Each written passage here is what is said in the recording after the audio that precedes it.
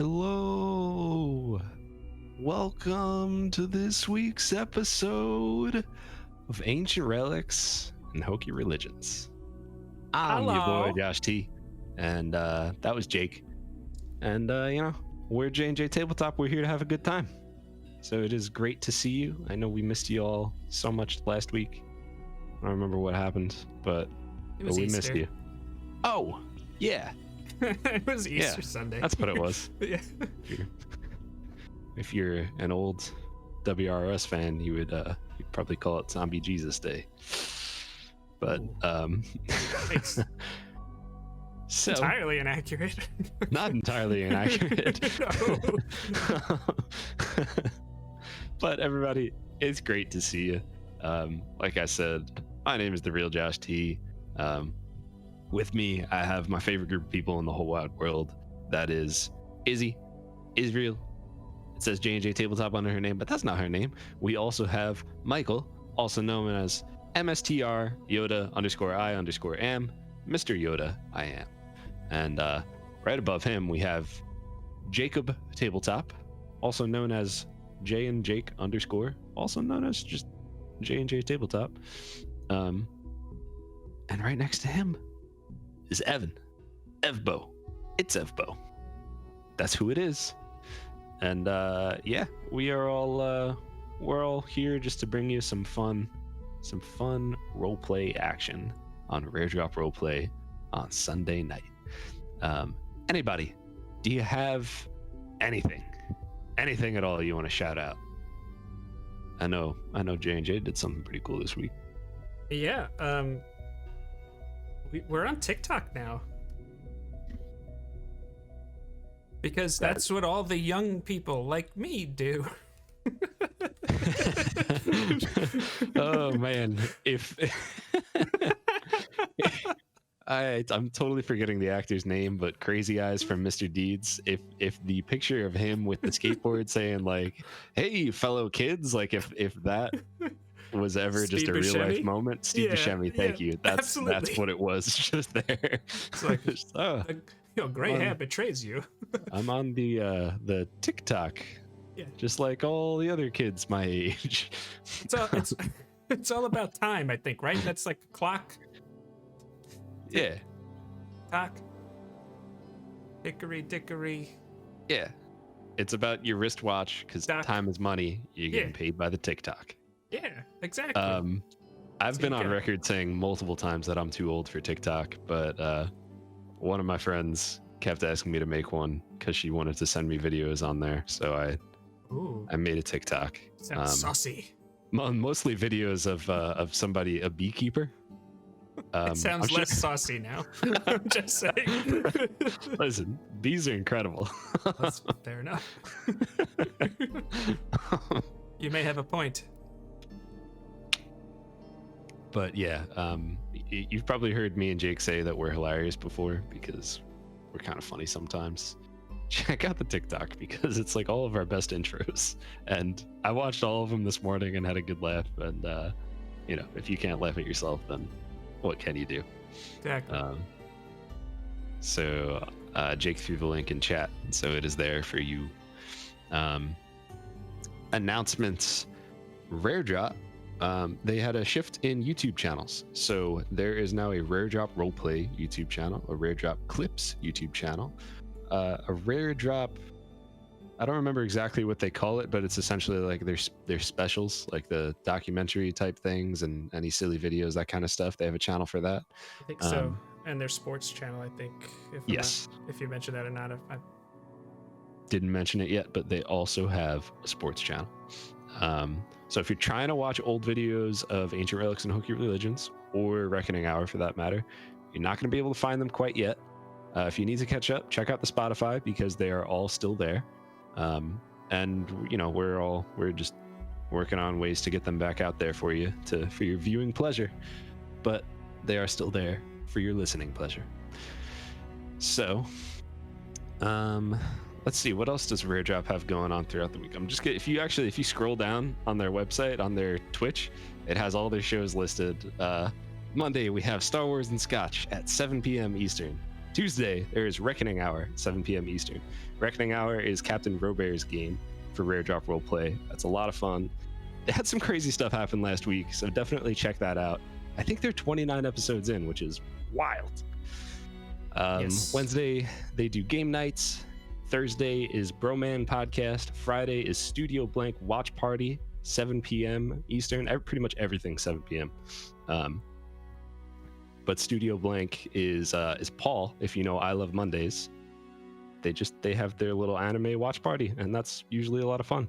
I caught the very end of it last week. It was a good time. And what else do they have? Well, I'm sure this is a mistake. I don't see it listed on here, but we have tonight. Come Ancient on, Relics man. and Hokey Religions. So, yeah. So those are all the fun things that Rare Drop does throughout the week, and then they also have all sorts of other crazy stuff. If you want to check that out, just go to raredrop.co, and it's all up there. Let's see. So I'm pretty sure we're actually going to be. I'm not sure what we're going to be doing next week, but whatever it is, it's not going to be the same as what we do this week, because there are some schedule conflicts and whatnot with half the players. I won't say which half, but you might find out next week. It's the top half. Is that bus that's right above me right now?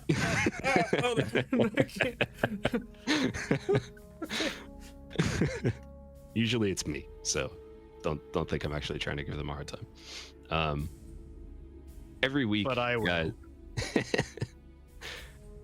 every week, J&J Tabletop, that's me and Jake, we make videos just about D&D and how to play the game, and just fun concepts and things that you could add to your game. We did a whole series on world building and creating a sandbox and all that kind of stuff, and there's been a lot of fun shorts out there too.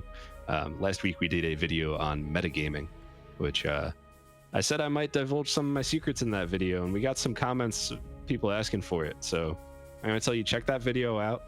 If you want me to share my secrets, just comment, I want to know your secrets. And, we'll see what happens. Jake, you got anything specific for J&J other than the TikTok? Well, I was going to say that because we just released the video and Josh just told you to go comment about his secrets, maybe I'd talk a little bit about metagaming as the lesson.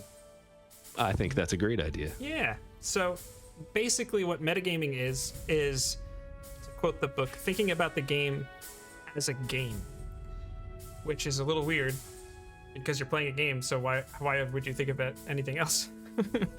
But it's a different kind of game. It's a storytelling game, and it's a role-playing game.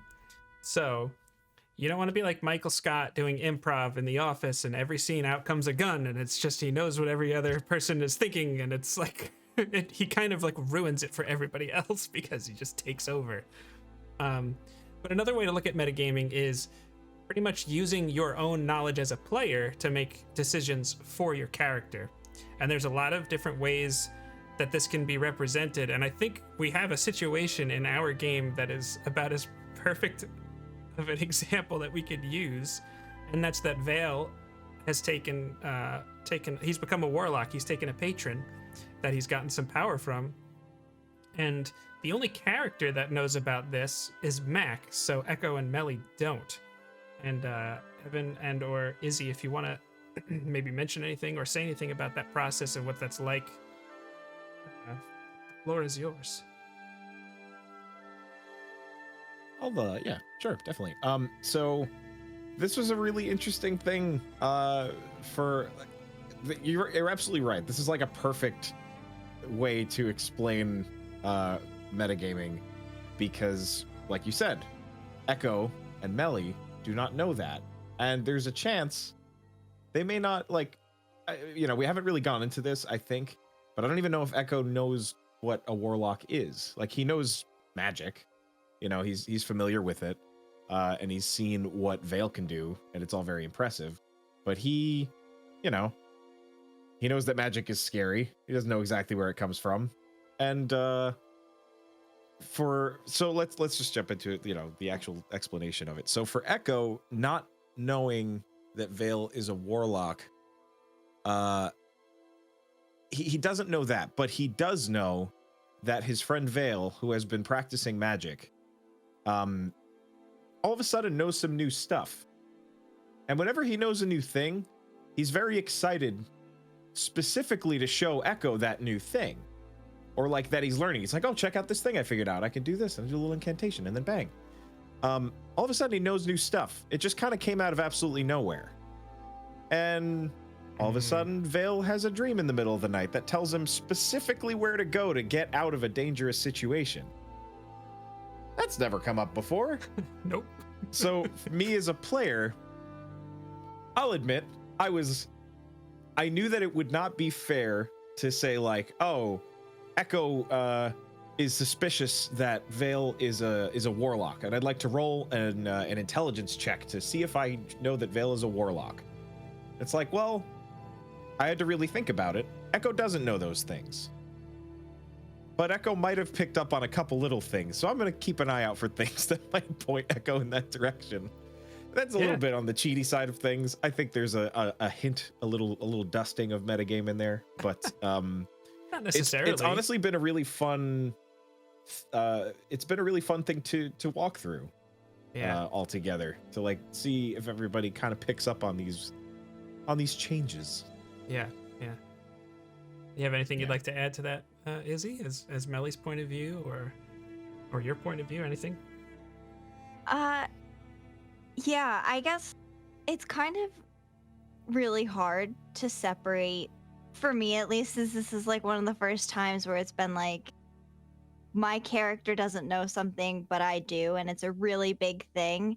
And I know for Melly, when she finds out, if she ever finds out, it's gonna be a big thing for her.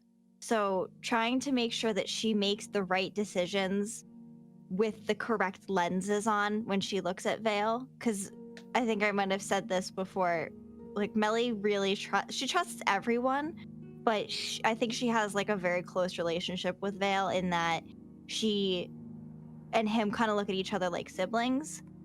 So it's definitely hard to remember Melly has to make these decisions based off of what she does know and not off of what I know. And I think I said it last week or 2 weeks ago, the last time we played, when in our little off-camera after session, that I just feel like the two of you are putting on an absolute clinic on how to handle a situation like this. Like, I personally could not be more impressed with the way you're handling that, because, I mean, yeah, that's juicy. He made a deal with what could be a devil to get some power. His motives, you know, we can discover that as we go, but is to keep his friends safe. But does that make it right? How do they want to handle that? Is Vale different in your eyes? These are all questions that I think having the opportunity to separate what your character knows from what you know gives you a chance to think about how they might react to it, so that it would feel appropriate, like what you just said, Izzee. But yeah, one of the things that metagaming can do, which is why I think it's an important topic, is if they were to act and be like, yes, I am gonna really stick my nose in Vale's face and figure out what's going on, that tends to destroy like suspension of disbelief, and it creates this like, I know it's a game and the point of it is to have fun, but it's just like we are trying to create something that feels like a real living, breathing world, and that trust and suspension of disbelief is kind of important to that. And metagaming is kind of at the very heart of how to succeed there, so, or not succeed. So, yes, I would give you what are they, snaps for a round of snaps for the two of you, because I think you're doing such a good job with that. Yeah, just from the DM's perspective here, I think that you both have done excellent jobs. Just going off of what you can, and you know, obviously there's always going to be some metagaming or player knowledge just peppered in there, you know, but I think you guys have done an excellent job separating it and making decisions based off of what your characters know, and that's awesome because it's not easy to do.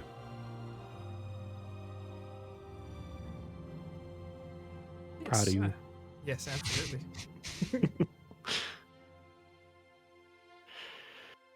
Oh, all right. Well, good night, everybody. Gosh.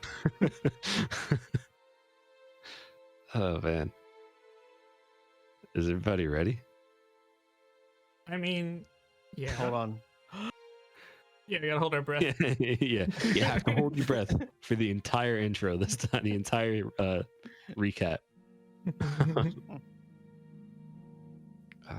What am I looking for? What am I looking for? A better Irish accent. I don't know why I did that, but Ouch. Okay. I was really trying to do an accent. I just just did it. Zing. I could do one. I did. Oh Fight. gosh. Fight. You Fight. guys are supposed to be holding your breath. Yikes.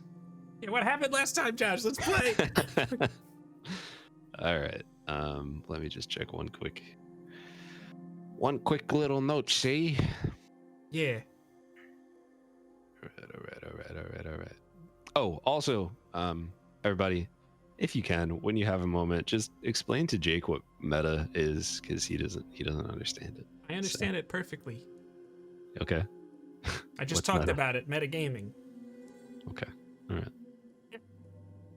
Or if you're playing Destiny, it's like what the best weapon loadout is.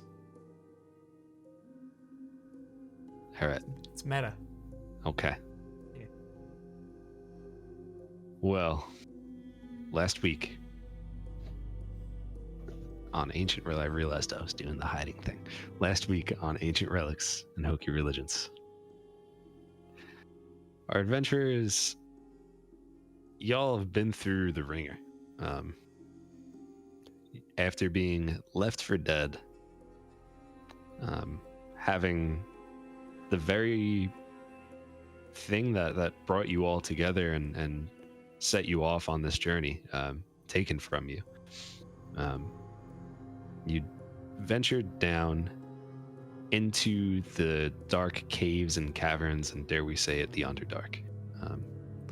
You had encountered various little nasty creatures that Vale now knows are Kruthiks. You went through a maze and wandered that maze for quite some time. Fought some nasty things in there, some traps, some puzzles, all that sort of things. Found a nice little weapon, and then you continued on through. And as you continued through, you found probably the biggest freaking thing I've ever seen in my life. This massive Hive Lord Queen Kruthik. And you had a pretty nasty fight with her. I mean, if it wasn't for like the, I don't know, what, 6 crits that were rolled by the players that night, then maybe would have been some trouble, but you handled it. And as you continued on for a couple days after that, just not being able to find much of anything, wandering around underground, you found some sort of underground waterway. Took a rest near it, and Vale had a meeting. Divine intervention definitely isn't the word, but you had some sort of intervention in which he was told to swim underneath into the water, go under a barrier, and just swim up. And he had to take you all with him. There was definitely some conversation and some skepticism going on over there, as you know, the party tried to figure out why Vale knew this and if it was true. After some convincing and a gift from Mac, the party decided that they started this together and they're gonna continue to stick together. So they swam underneath. The water was freezing. It feels like daggers on your skin as you jump in and continue swimming. And underground, you found what Vale told you would be there in his dream. Swam underneath and up through. And as you continued to go up, you could not find the surface. You look back and the way you came was gone. And as you continue just to swim almost aimlessly trying to find air, you feel as if you're being pushed up and thrown upward. And just when your lungs are screaming for air, there's not an ounce of air left in your body, you slam into a barrier.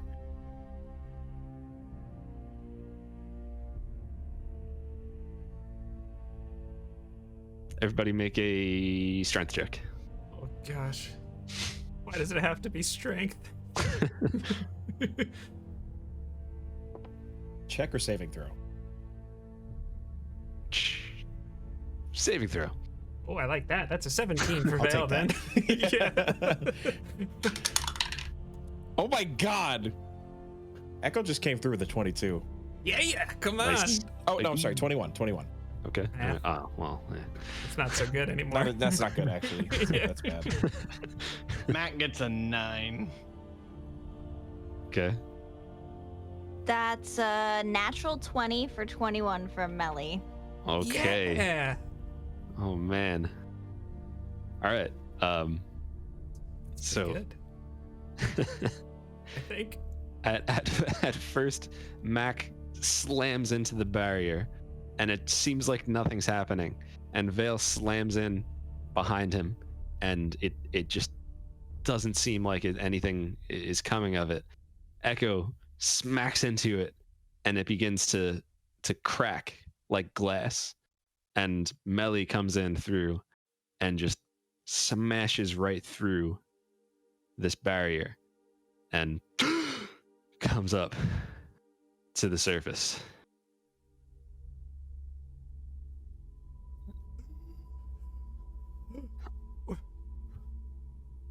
What? Starts coughing. As you all break through and Sorry. I wanted to do one. Everyone else got to do one. go ahead, Echo.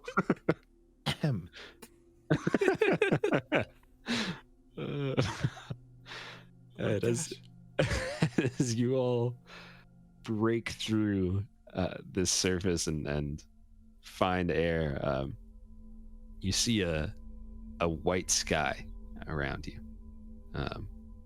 There's bare trees all around and a layer of snow across the ground as you sit or wade shivering Yeah. in a frozen river. Are there bears in the trees? Make a perception check. Oh man. 12. You see an owl bear. Everybody roll initiative. No, I'm just kidding. There are no bears in the trees. The trees are bare in the sense that all of the leaves have fallen and there's just, nothing on them. It's just gasping for air. And it just goes. Oh my gosh. And it just climbs out of the water.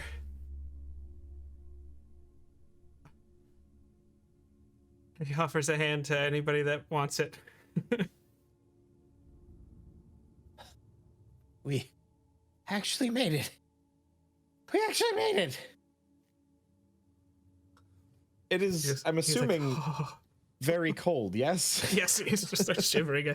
And the glass that we broke through is what we might assume it to be? Yes, the barrier that you broke through was ice. Actually, a fairly thin layer of ice on this river, but just still tough to break through, especially when you're coming from underneath. Sure.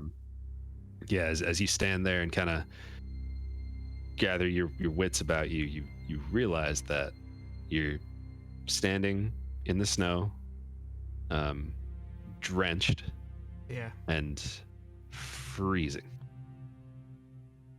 I was gonna try and make sure everybody. I felt like I actually just got cold. You saying that? Vale's gonna try and help everybody out as they need it. And if anyone will take his hand.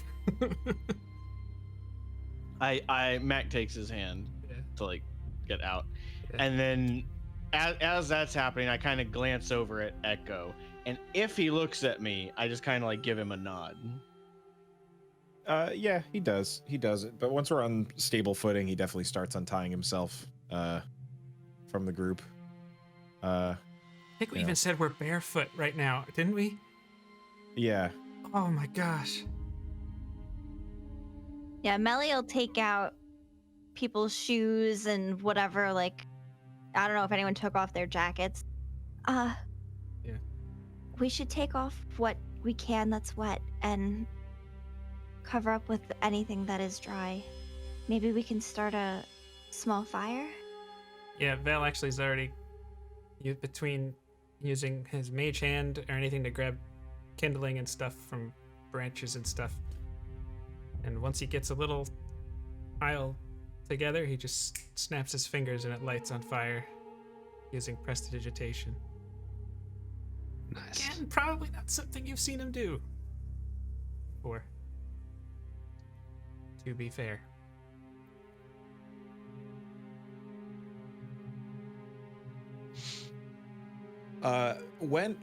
So I don't recall, but I think this came up, but when we were in Molesmere, it wasn't that cold, right?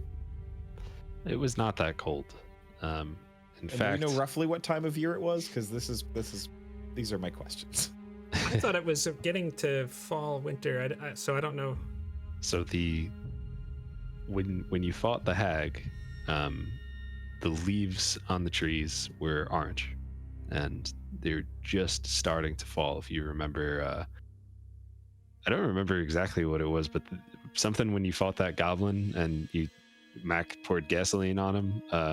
There were a lot of leaves there. I remember Yep. something about the crunching of leaves. I don't remember Yep. why that's significant, but I think we hid him in a pile of leaves. yes, Yep. that's what it was. So, I mean, realistically, since you fought the hag, like, it should have been like a week, maybe 2 weeks, if even that. Yeah.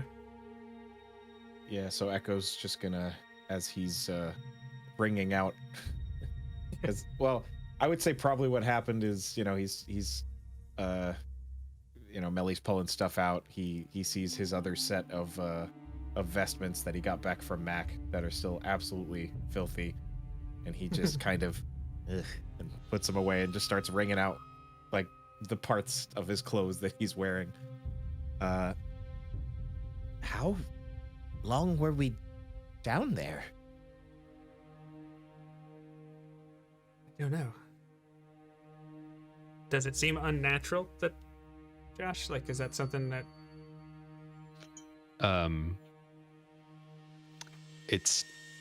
It definitely, I mean, it you're in, like, it feels like you're in the thick of winter right now. Which typically would not come until at least a few months of fall, right? If not a few months of fall plus a month of winter. Mm-hmm. I don't know. I don't think it's been long enough to feel like this. I don't... Correct me if I'm wrong, Josh. I don't think this is a characteristic of this whatever curse has settled in the forest. But if it is, I don't know it. It's not one that you've seen before in the forest. Other than traveling down, we also did travel in a direction. Is it possible that we traveled a little bit more north than we had expected to while we were under there? Very clever, Millie. I don't know. Would you like to make a survival check? I guess I know Melly? that. Or Anyone who wants to anyone who wants to try to figure out where you are, I guess. All right, I will. Yeah, yeah. I think I can. I don't think it would be weird for That was actually going to be Echo's next question. It's a 3. He still asks it. A 16 for Vale. That is a 5. 3, 16, 5.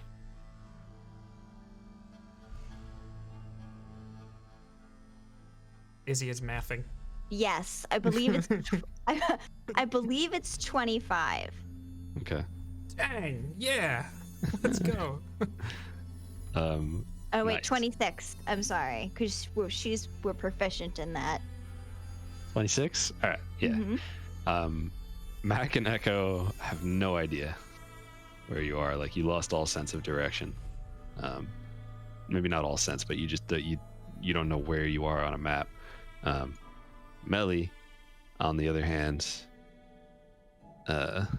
knows that you guys are.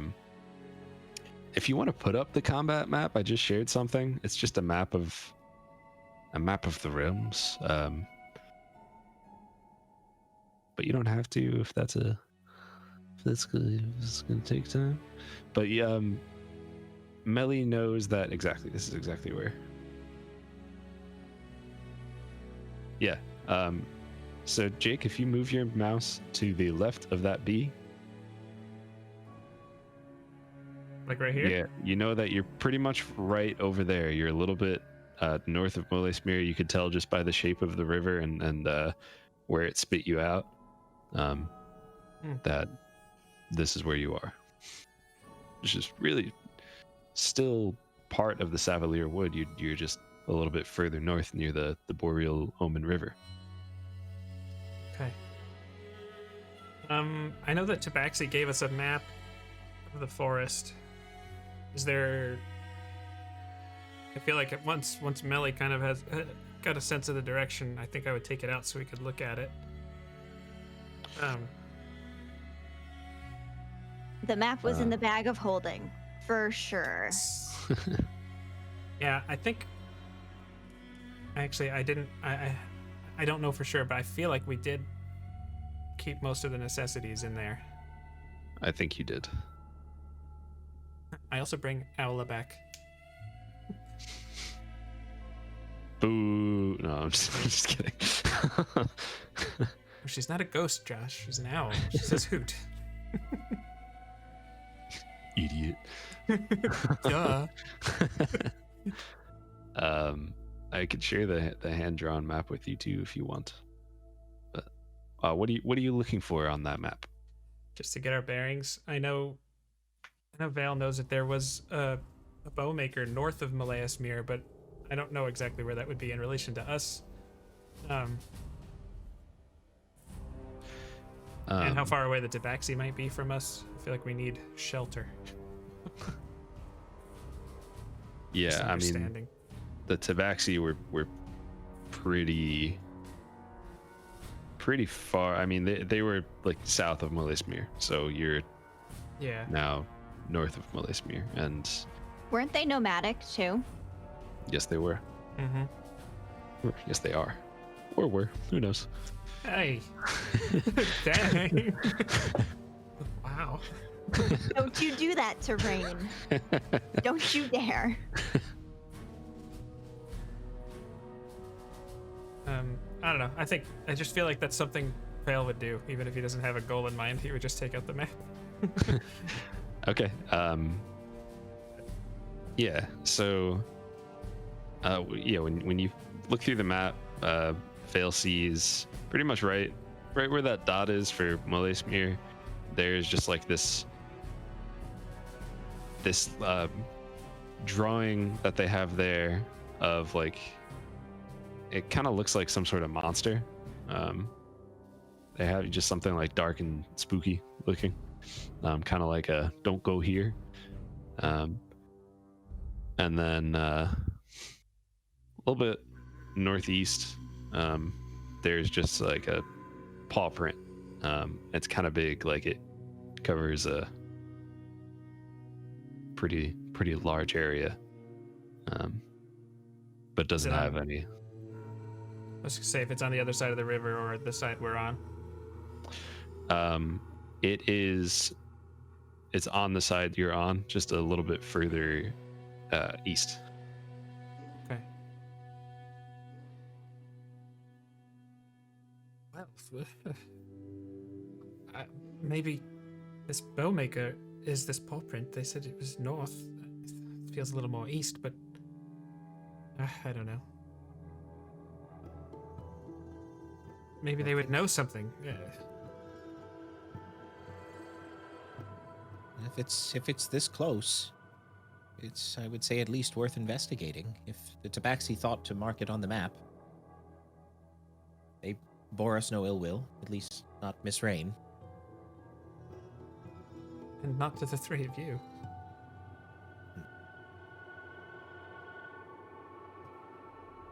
But I think getting warm is our first priority.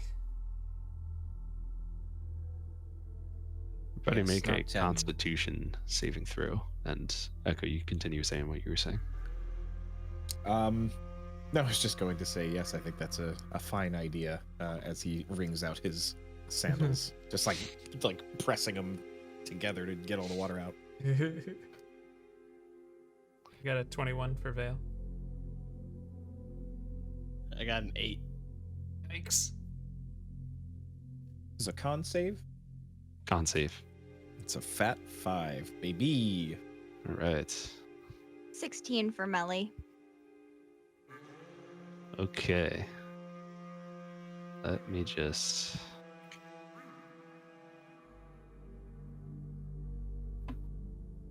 All right. So. Sorry, Jake. What did you get? Val got a 21. Okay. So. Vale and Melly, y'all are still doing all right. You're just really cold. Vale's kind of used to this sort of weather, just coming from the far north. And Melly's just a freaking badass. And Echo and Mac, you guys can mark off a level of exhaustion as the freezing colds and all the events of the last few days just kind of set in.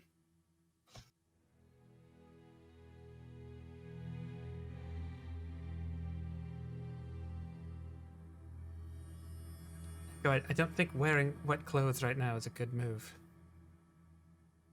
No, I don't think so either. I don't have much else. I have my cloak. If you don't mind. Val has his fur-lined cloak. He scoops up the little guy and wraps him in. No, I'm just kidding. He just can't. He hands it to him for some reason. That's what he wanted. He breaks your nose. Yes. Thank you, Vale.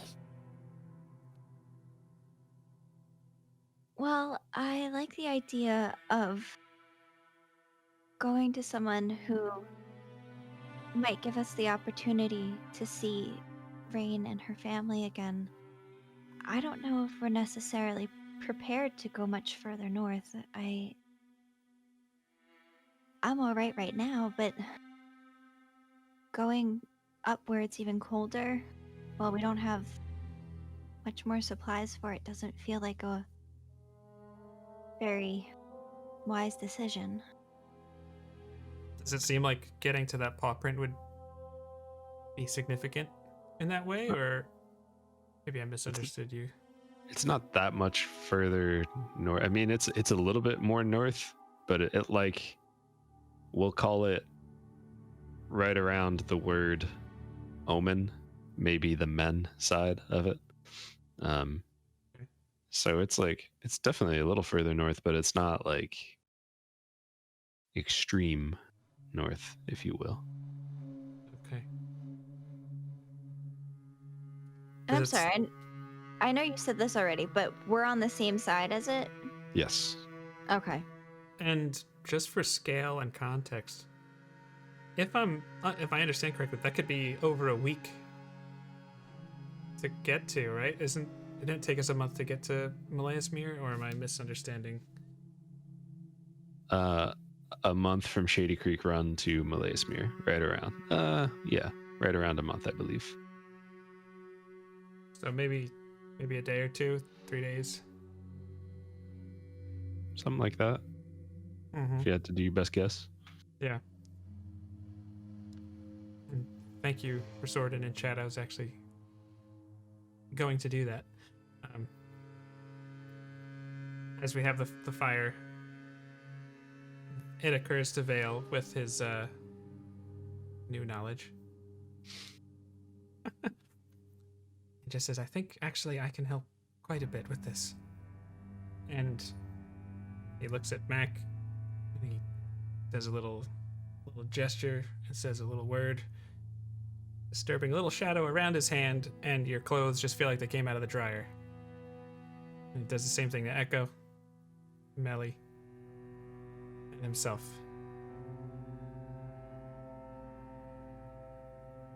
Echo enjoys the warmth, but his expression doesn't change much.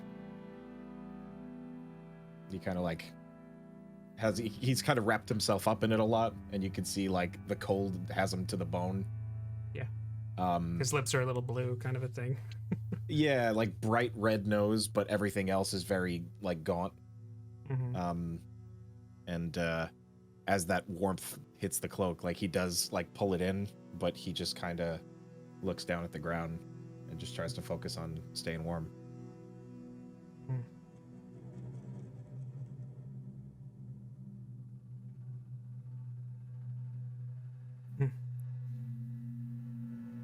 I think if we wanted to go there, we could. I would love some context as to what's going on, but honestly, the biggest thing I want to do is to somehow find out what Freeman knows. He called me by my full name. That means he did some digging into me, and sounds like he did that in Shady Creek Run, and if my family is in danger, I need to stop it. If your sister is in danger, he gestures to Melly. If she's in danger, we need to stop that. But, I know there's a lot to consider right now. I'd love to know what you're all thinking.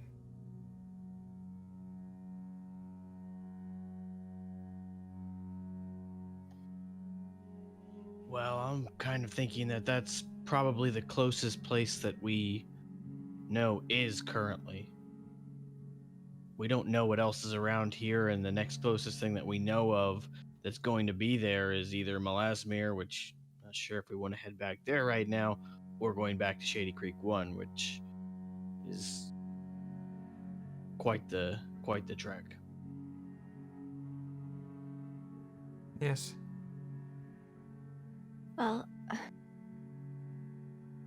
hopefully whoever we find there is open to assisting us some, but before we go anywhere, Ellie's gonna reach into the bag of holding and pull out the box that's got the purple vial in it. I just wanted to make sure that this was secure. Yes. She's gonna take some rope and just like wrap it completely around it. Just like, an extra. Yep. I know that we can't let anything happen to this, but I don't even know what the next step would be to take care of this. Well, I would trust something like that to a great extent, maybe not fully, but in the hands of Uthadern. I don't necessarily want to see a government have it, though. I'm not gonna lie, I would love to check in on my family. For context, Uthadern is northeast, but a good ways away, I think. Yeah, it's I mean, I don't know if this map will show it or not, but yeah, if you pop up a little bit, yeah, I mean, Vale would know that through the Ivory Lake there is actually like um, a waterway that you could take cool. a little bit, Yeah. a little bit like through the mountains, and then you'll have to do a little bit of hiking, but you could get there. It's not like you're gonna have to climb the whole Flatkit Alps first. Block it. Yeah.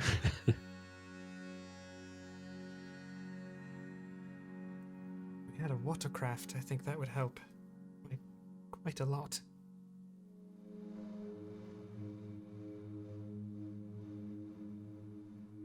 I would not be against seeking the wisdom of someone who might know more than us, but I would only want to propose it in hypothetical. I don't really want to be carrying this around, but I trust all of us more than I would trust someone that I don't know, and I know that this is quite dangerous, so Melly puts it back in the bag of holding. Echo, Mac, would both of you be comfortable going to Uthadern after we go visit the paw print? I don't see why not. But I also don't know if I trust a government with this. But the only other person I would trust it with is quite far. Vale nods at trust the government. Trust the government comment. What did you have in mind? Well, remember when we first met, I said that I was supposed to find something and bring it back to my monastery? Oh my gosh, yes. Ever since we found that thing, I've had a funny feeling. But I know better than to trust those now.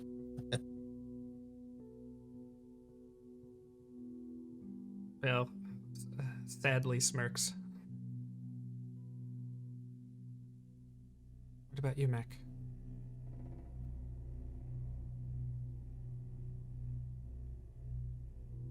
I'm with Echo on this one.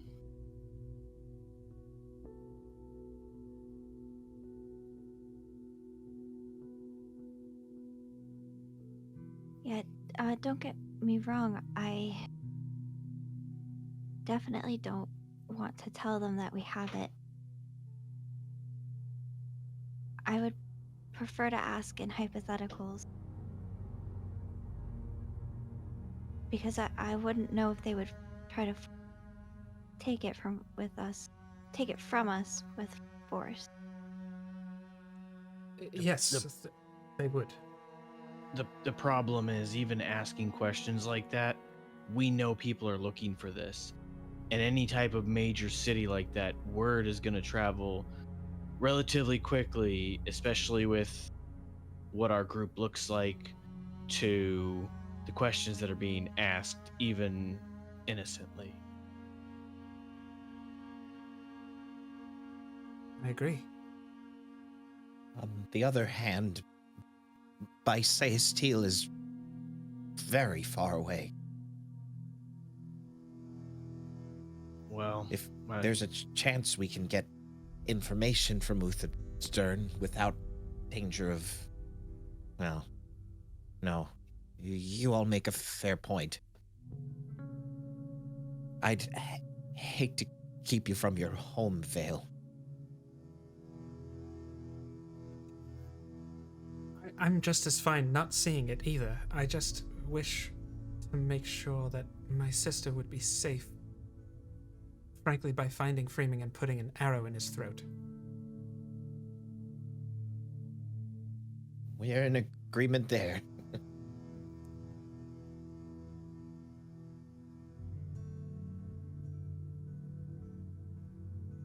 At a watercraft, we could go across the Dunrock Mountains, at least by the shore, and maybe... I don't know where we'd find one. I don't know why I'm even saying it. Well, perhaps the person at the paw print on the map. They live on a river, right? That's a good point, if it is this person. And not some kind of bear mammoth that will come and eat us in the night. I might be fine with that at this point. Can we start walking while we're talking? Just so we can get out of the cold. I think we were all in agreement that going to the paw print is the goal. It's fine with me. I will... He just tries to make sure everybody's, like, got their mittens on and they're all warmed up, like, with prestidigitation. Yeah, Echo gets up. He kind of like, just like kind of tries to shake something off, but yeah, he's ready to go. I think it might help if we all actually hold torches that are actually on fire right now. That's actually a very good question. What time of day does it seem like? Just about to ask where the sun is and all that. You're muted. I'm sorry. Classic. You can't even really see the sun as you look up, and the sky just looks white. And I'd say all of us growing up in New York know that a white sky usually means it's probably going to snow.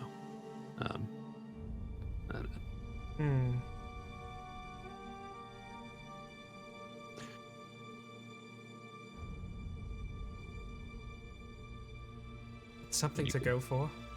You could almost feel like the cold humidity in the air too, as it just chills your bones. Yeah. A little goes by.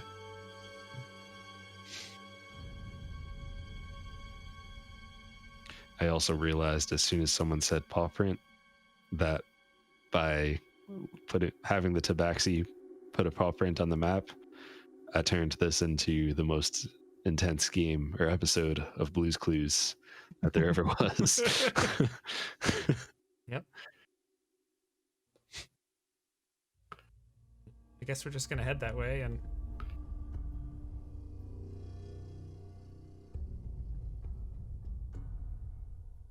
Yeah. Yep. All right. Who, might I ask, is leading the way? I think Melly has shown some serious survival skills as of late. I feel like. Yeah. Melly is kind of like an alligator who's just really good with directions. Some would call her a navigator. There it is. It's not just me. I infected you with my disease. Oh, man. It's spreading. No. Hey, I mean, it's better than being an alligator that's really good at asking questions. Stop an it. Investigator. Yeah. That's it. I love it, Josh. Does anyone want to help Melly? Just out of curiosity. Does anyone... Will. Vale and Aula. Okay. Gonna go ahead and roll that other die. Roll your survival check. Oh my gosh. All right. Well, that is going in dice jail. It's an 11. Okay. Is that with Right. advantage for me helping? Or Yep, I rolled a 4 and a natural 1. yikes? Okay. Well, Okay. Yeah, so as you start to make your way there, it actually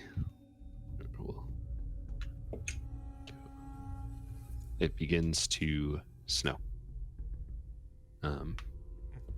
And at first it's just kind of flurries, but then it really starts to come down. And there's a chilling wind going through as well as you try to travel through, and it seems like you're fighting the wind to get there and also fighting the snow. And let's take our first break of the night real quick while we think on that.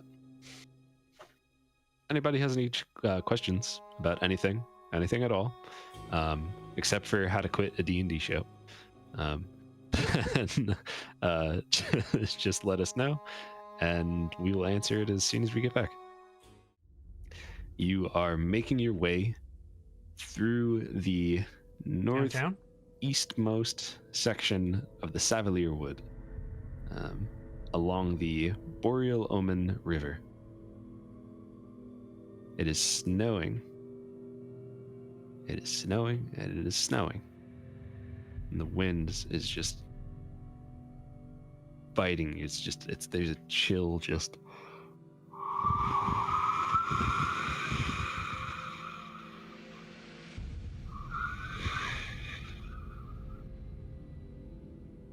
As you make your way through.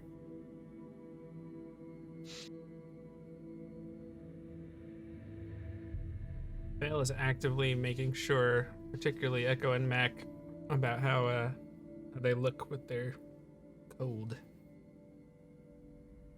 Their coldness. Wait a metagame. That's not metagaming. Evan was very, very deliberately changing his voice. Shut up. Echo's doing his best to hide it. Okay. All right. Doesn't want to send anybody down. Let me get a insight check from Vale and a deception check from Echo. Yeah, the shoe's on the other foot there, huh? I don't think Mac really had any outward signs of him being cold originally. Okay. So I was just in general trying to hide it. yeah. It is a 16. That beats my 6. All right. Yeah. I mean, looking at him, you're pretty sure he's cold. You're all cold. But you don't know how, like, to what extent. It seems like he's keeping pace. So Yeah.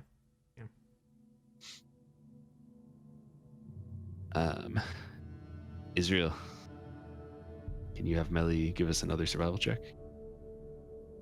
Sure. I don't know how good it's going to be. Is anyone going to assist Melly? Yeah? Yes, absolutely. Okay, here we go. Moment of truth. Ha! Okay. That's what it sounds like when Melly is trying to figure things out.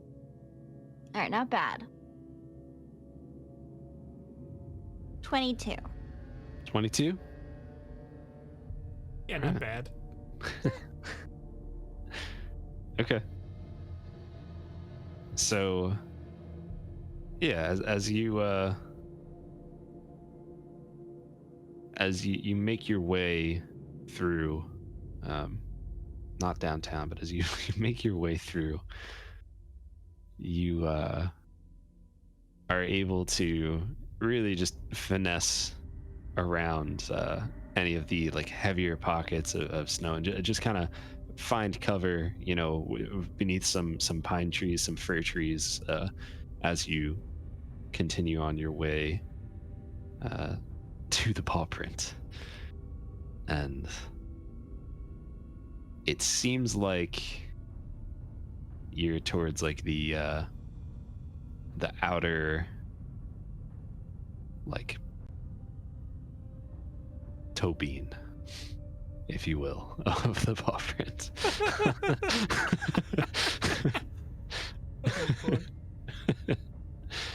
um, Melly, do you think you were keeping the group like right alongside the river this whole time, or were you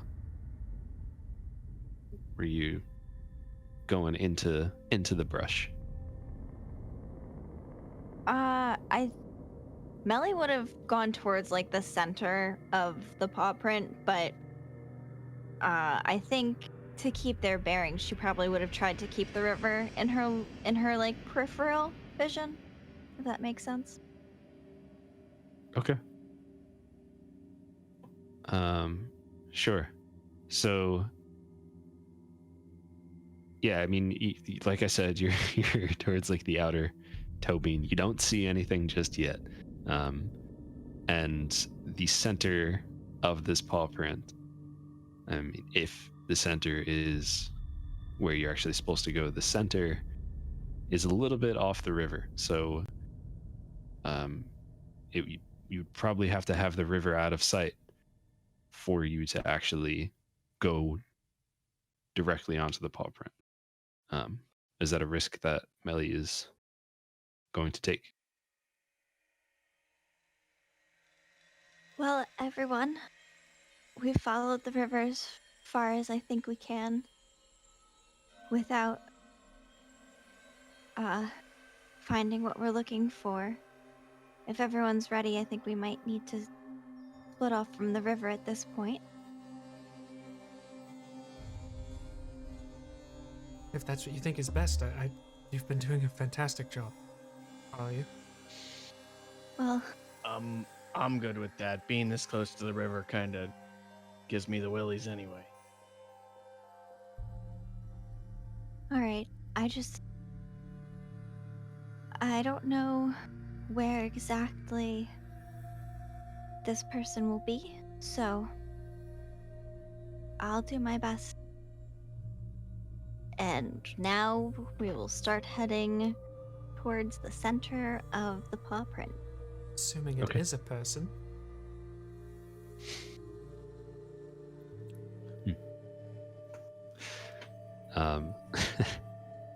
So as you travel through, the snow is starting to get thick. It's starting to get pretty deep. Every step just kind of sucks in with a,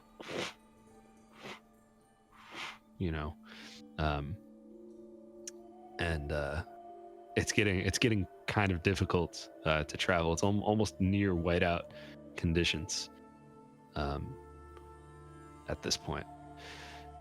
And as you continue on, everybody make a perception check. Okay.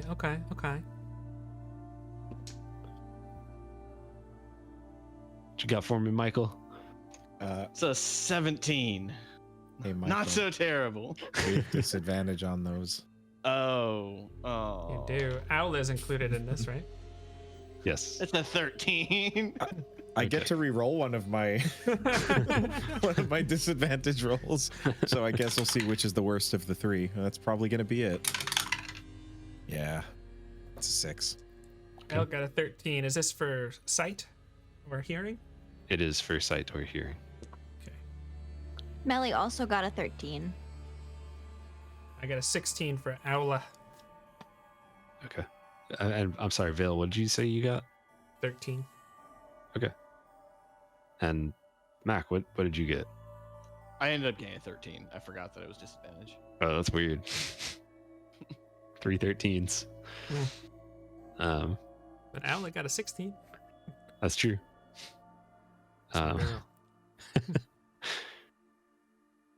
So as you continue through Echo, you're kind of just like, you're more looking inward and focusing on some of your like monk like training of, ignoring the elements and just like pursuing through, that you're not really super focused on what's around you.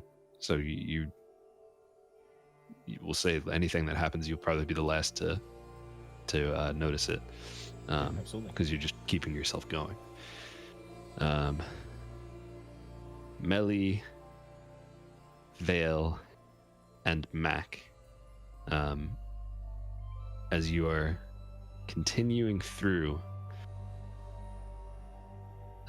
you get to a section in the woods, and Echo, you would notice this section at least, that the trees are just like massive, like huge, like we're talking like redwood sized trees where they're just like, you know, big boys, you know. And as you continue to kind of make your way through there, Vale, Melly, and Mac, you see through the whiteout and through the snow, and the snow is coming down like really thick now. You know, when the snow is just kind of like, it almost looks like the snowflakes are like the size of D12s. You know what I'm talking about? And they're just like, and just like really coming down. Yeah. That's what it is happening currently. But through that, you make out just a very faint image of just something massive standing by. Maybe not massive in comparison to the giant Kruthic lady, but something huge down the ways a little bit. Can't make out what it is. You just see that it is like towering, probably about 150 feet away, I would say. We're not sure if it's a structure or a person or anything like that. Not sure.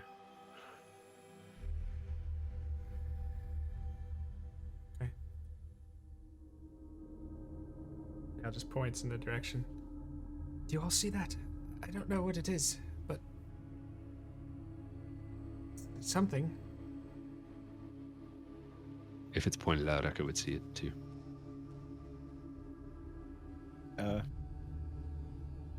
I mean, I feel like the Tabaxi would have marked this in a different thing if it was something dangerous. So I say we continue on. It's a good point. Certainly marked up Malayas Mir a little differently than this one.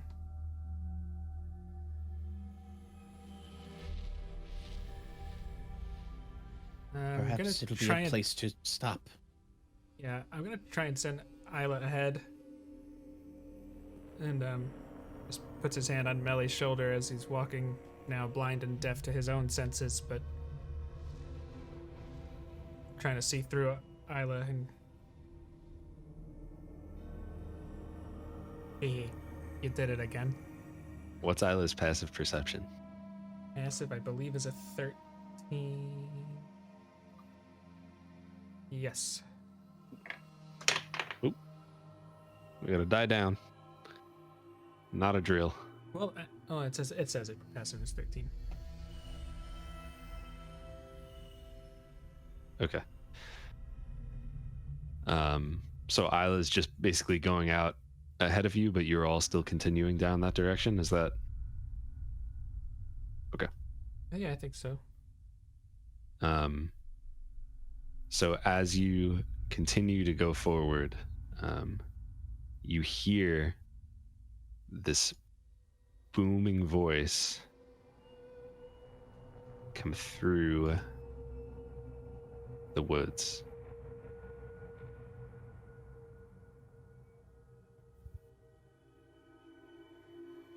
Who dares enter my domain?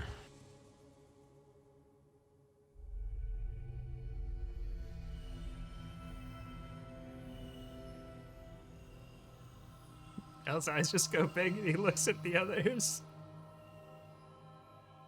Friends of Reign of Catsmere.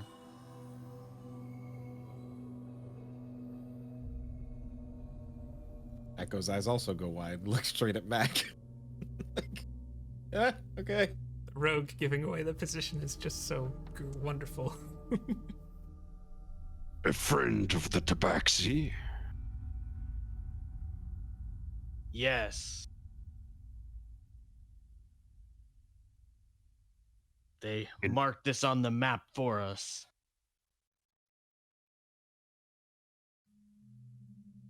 An elf, a friend. Crazy, isn't it?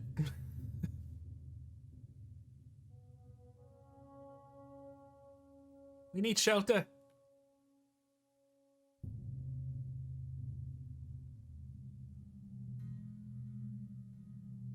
That's funny.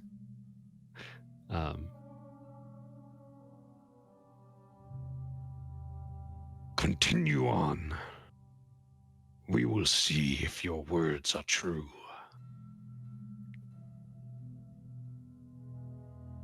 And Isla would see that. What's happening? Isla would see that that massive thing that you guys saw. It's some sort of like carved wood. It's almost like it was this massive tree that someone had just ornately carved into to set up like it's almost like a giant scarecrow if you had to really guess what it was supposed to be. Obviously not the little, not not the little straw guy, No brain. but yeah, it is just this massive carving meant to scare people and kind of ward off anyone who might come to this area.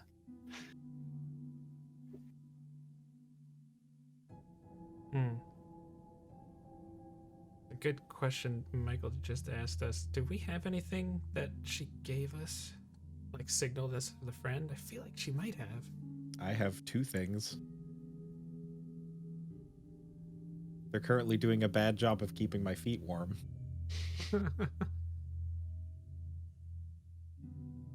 We also do have their map. Yeah. Yeah, I don't have anything written down.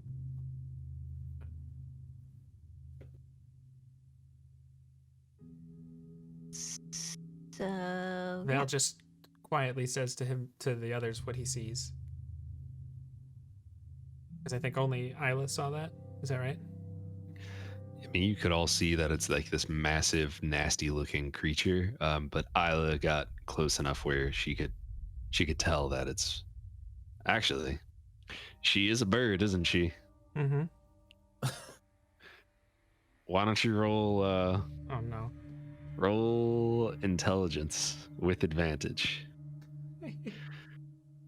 That's just an intelligence check. Yeah. 13 minus 4 is a 9. I actually thinking about it, it probably should have been wisdom. So Okay, you could 13 use plus whatever 1 is 14. Okay. Yeah. So that you know what it is. That it's like some sort of giant ward, scarecrow like thing. Okay. Well, I guess we just continue. I don't know. I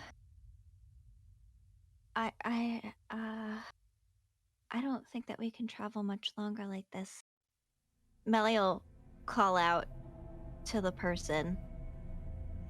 I understand why you might be hesitant, but we truly cannot go on much further. Would it be possible that we could maybe take shelter and then prove ourselves?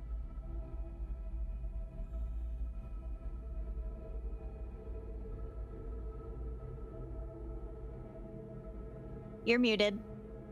It's funny, I muted myself right before I did it because I thought I was muted. Ay. Sorry, guys.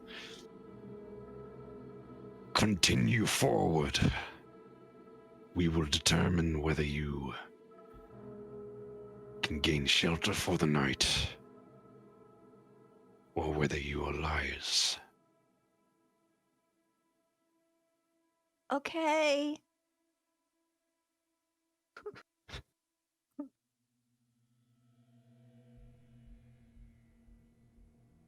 Melly's just gonna walk forward. Yeah, I fail too. Yeah. I don't know what Continue else to walking do. forward. Also, I don't know if I said this or not, but she would have had the cow side out for her cloak because it's white and black. Are you still bedazzled, or did you did you take out? I think at this point it might have like fallen off. I don't think we said I don't know, anything Mike. about it. Michael did a pretty good job. I think it was just the like the symbol of the Cerberus assembly that didn't come out fantastic, so I think we would have removed that. But Melly would have left the other sparkly things Yeah. on there. Okay. All right. And that's on the dark side, right? The bedazzled parts? No, It it was w- it on was- the cow cow side side. because the cow side looked more regal. Oh, that's right. It was loud. Someone who wears that walks into a room and commands attention and respect.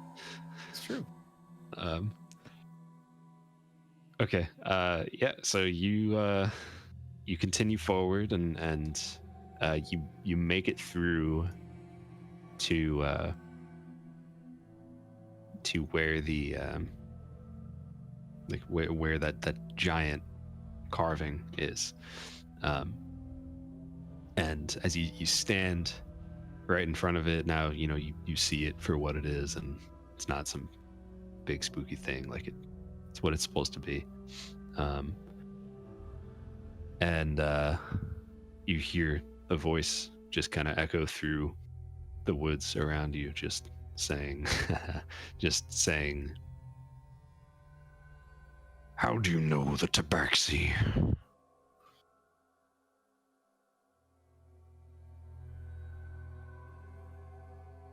Oh,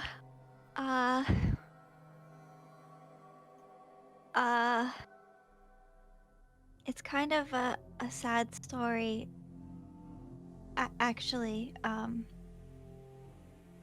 we met Rain on the battlefield as we came to help. They were fighting off, I believe it was goblins and maybe ogres, and they were outnumbered, and we couldn't just let them be slaughtered by those creatures. They were holding their own when we got there, but some of them were very badly injured, and we were able to assist them.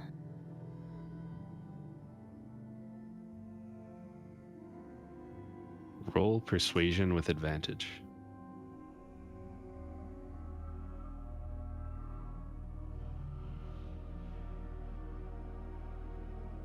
You are muted, but I don't.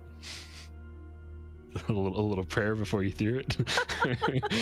That was just me talking to myself. Not important information. Okay. Persuasion. That's a 19. Okay.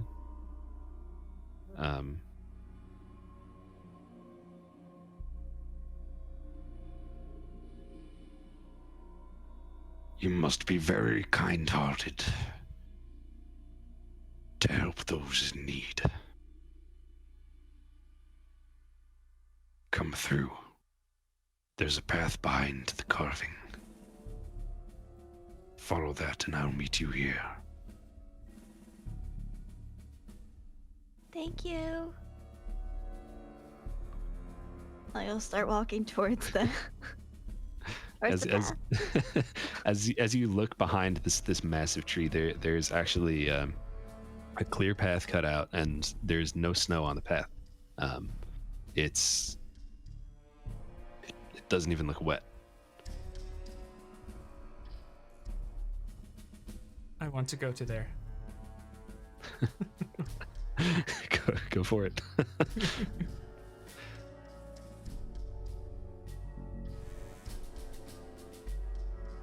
Okay.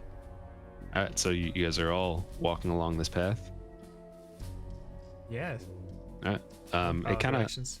It kind of kind of loops around and goes upward, up towards like a hill for a moment. And you're going down it for like a couple minutes. Don't see anything just yet, but you are going on sort of an upwards angle.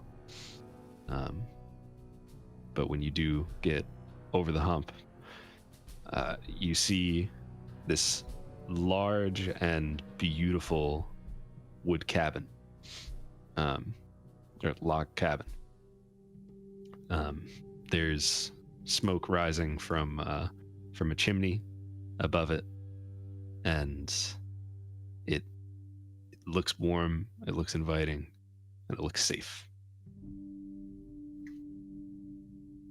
As you continue down the path toward it, a man starts, the door opens to the cabin. There's light coming from inside, and a man steps out. And you see he's probably looks about like 6 feet tall, humanoid. He's wearing just simple clothes that are kind of have like a bluish color to them, a big collar, and he's got this beard and like big curly hair. And he says, well, it's nice to... Whoa, excuse me. Hold on one moment.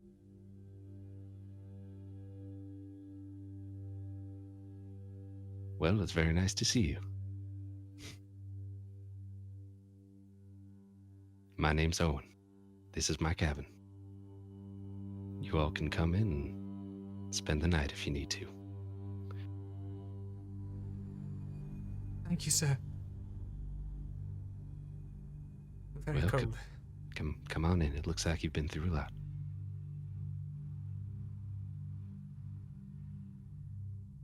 We do that. Yeah. Mac kind of is the last one to go in, and he may have a dagger kind of in his hand at the moment. Oh my goodness. Mac do what Mac do.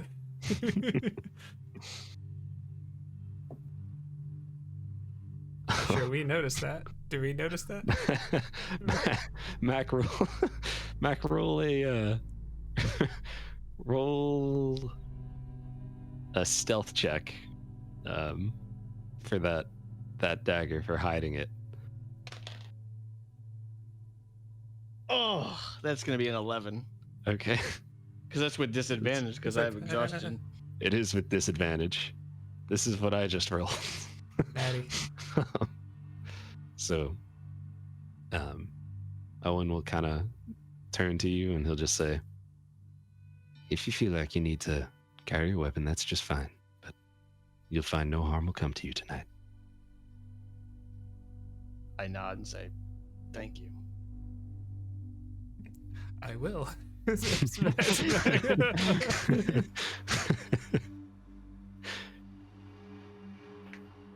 All right. Yeah. I mean, you walk in and it's a beautiful cabin. There's nice furniture. You smell. I mean, immediately you feel the warmth of the fire. That says there is a large fire in a fireplace. You smell home cooked food. It's pea soup that it smells like, and it's just it's a very nice, warm place. And there's just as you kind of look around and gain your bearings on the room, there's just a beautiful, beautiful painting of the Flatkit Alps, just hung up there on a canvas, and there's trees all around it, some birds flying. You get a nice view of the Ivory Lake in front of it as well.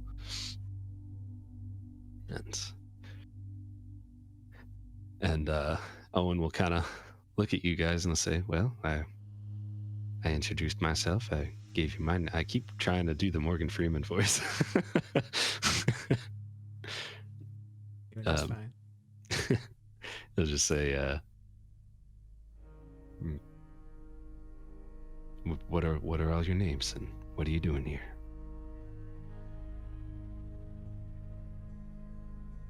My name's Melly. Thank you for letting us come in. I know it's probably very peculiar that we're all, traveling in such terrible conditions. I don't even know where to start, but if it's okay with you, I'm just gonna stand by the fire. Of course, you all can stand by the fire and warm up. I could get you a bowl of soup that I made. And forgive me for the theatrics. There's well, I mean, if you've made it out this way, I'm sure there's a lot of things in this forest that just aren't so nice. Certainly, sir. My name is Echo, and yes, we are friends of Rain and the other Tabaxi, and we've found ourselves here a bit unexpectedly. So it's nice to find some hospitality out here, and it is greatly appreciated. And he'll also make his way over next to Melly. Yeah. Well. Well, we'll. Sorry, Melly took off her shoes. She's Okay. not tracking water or snow all over the floor. She took off her shoes. She took off her cow cloak and kind of like shook herself out because she doesn't want to be a rude house guest. I think Vale probably would have followed suit, but not thought to do it. Vale just extends his very cold hand. My name is Vale. And yes, we were trying to explore Malaismere, and the short story is the Empire happened, and we found ourselves cold, wet, and in obvious need of some friendship, like you, good sir.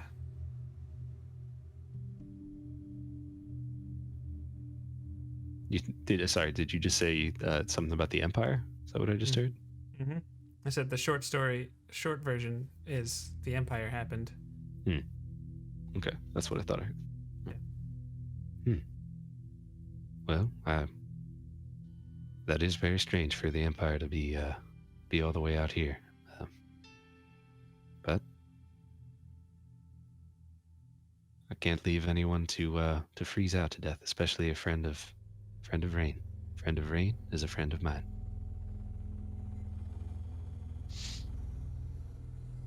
Isn't Rain just the best?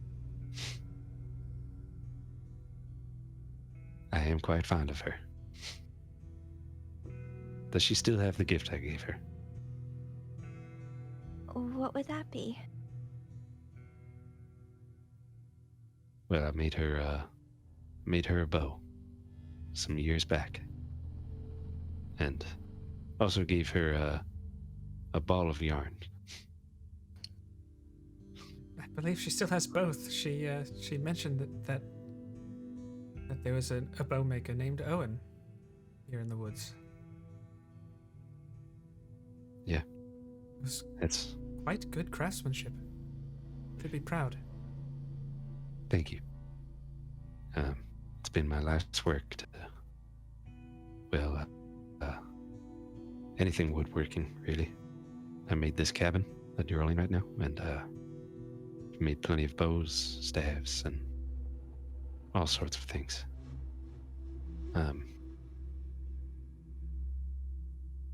It's very good to know that she still carries it with her, and he just kind of smiles to himself.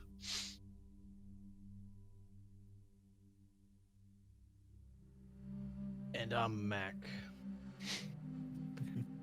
Mac, it's very nice to meet you. Likewise. Well, I'll leave you all to warm yourselves by the fire, and I'll go get you some food. Y'all can just come into the kitchen when you're ready. Thank you very much.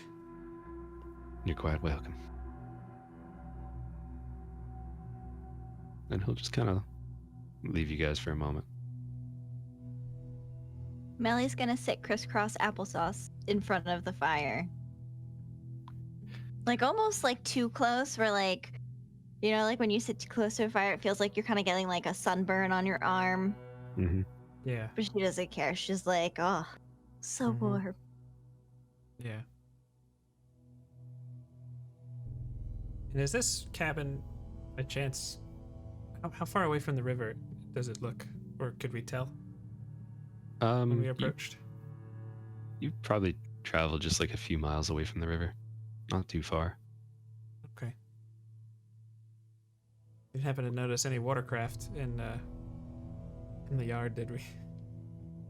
No, aside from the path, everything was covered and probably about like a foot and a half, if not more, of snow. Yeah. Okay.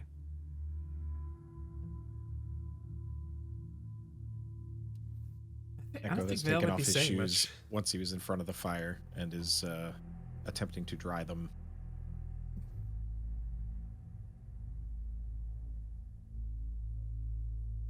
Sorry, go ahead. Yeah, I would say Val. I don't think Val would be saying much. I think everybody's just kind of got that like punchy feeling and just trying to warm up. Yeah, I think definitely over a little bit the reality of like being in a home in front of a fire and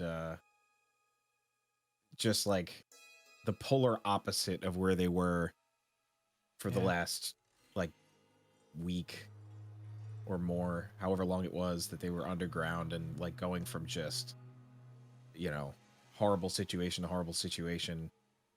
Uh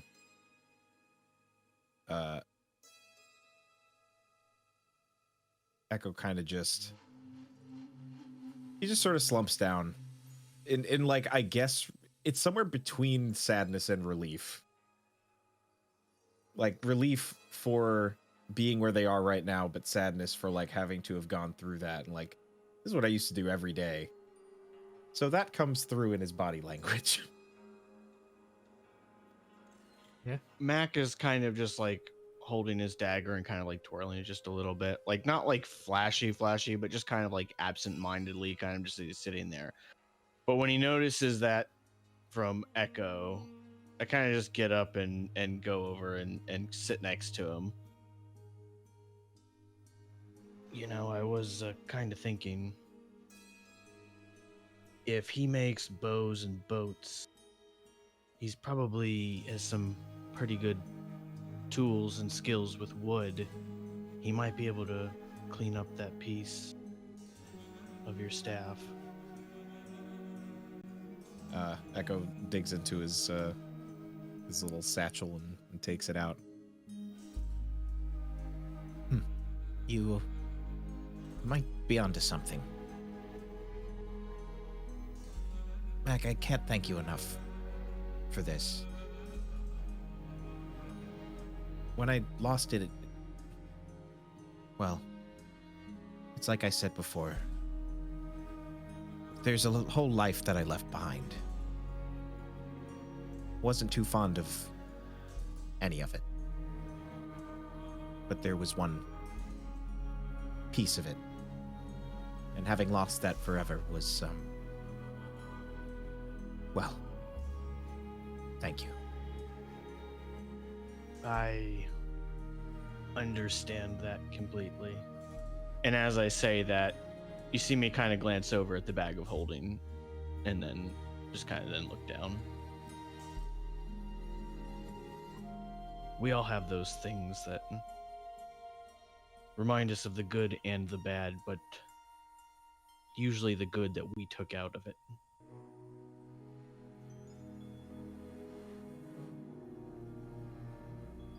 Echo will pat Mac on the back and smile.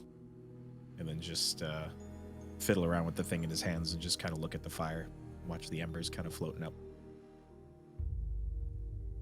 Mac does the same.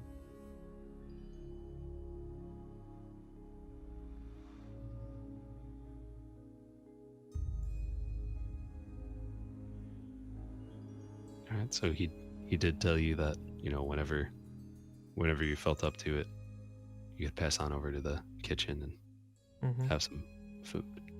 So Are there like stink lines from the soup kind of floating through the air? there are actually. Echo smells it and floats across it like Yeah. Yes. barbaric cartoons. Yeah. That's awesome.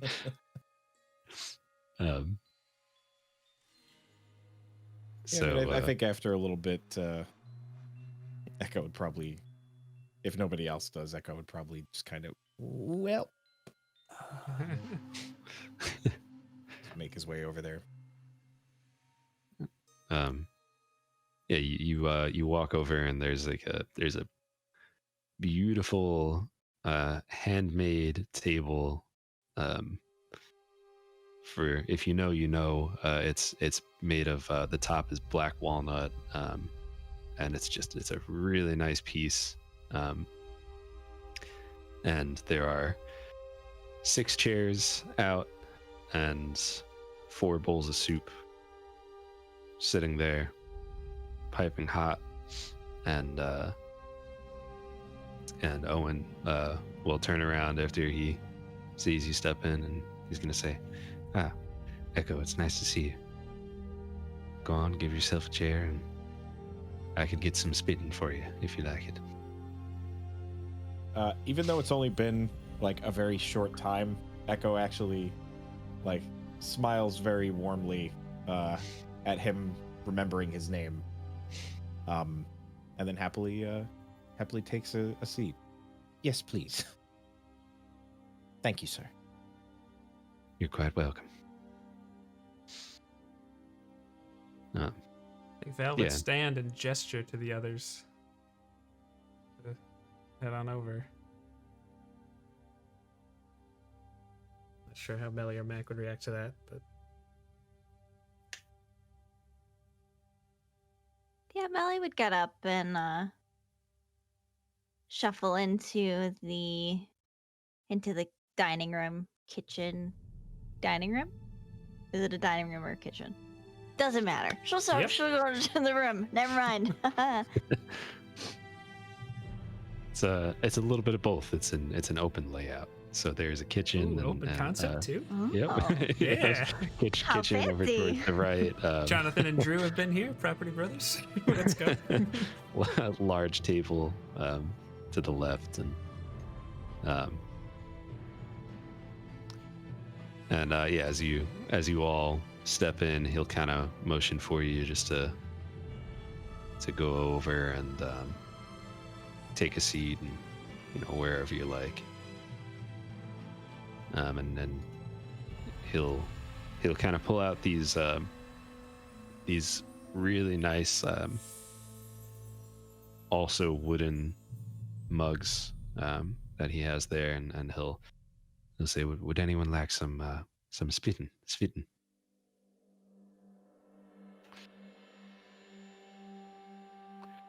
Now this is the same. We've had this before. Yes, I just want to clarify. You have, I believe, you had some with the tabaxi. With and the Jake, tabaxi, I thought so. If you were saying something, Jakey, I think you were muted. Oh, I just said Vale's eyes and ears perk right up, and it kind of looks right at Owen. Really, you have? Oh, that sounds perfect. There's One of nothing my better favorites. than a warm drink on a snowy day. And Couldn't agree more. he'll just pour a glass for everyone, and just it's essentially it's a drink made from like honey and spices, and it's warm. It also has like a hint of like a raspberry flavor in there as well, and cinnamon, and it's very good. Vale's just, when your hands are cold and you're holding a warm mug. He's just. This is wonderful, truly. Thank you. Mac takes a sip or two and then downs it. He'll just kind of laugh as he washes you. well, I guess you like it. Would you like some more? Yes, please. Sure thing. And he'll kind of top you off. He'll top anyone else off who needs some more, and he'll kind of take his chair and turn it around backwards and sit down, kind of lean forward and just say, well, I'm sure you all have some stories to tell. Is it too soon for me to ask, well, what brought you here? And where you might be going from here? If you need the night, that's more than fine. Ever find yourself in a situation where you're asking yourself that question? Well, I've found myself in situations where I've had to ask myself lots of questions. Vale's head just kind of turns a little bit like, huh?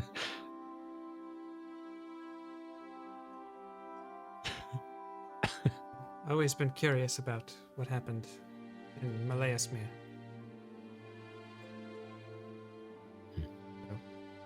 That's why we were investigating it.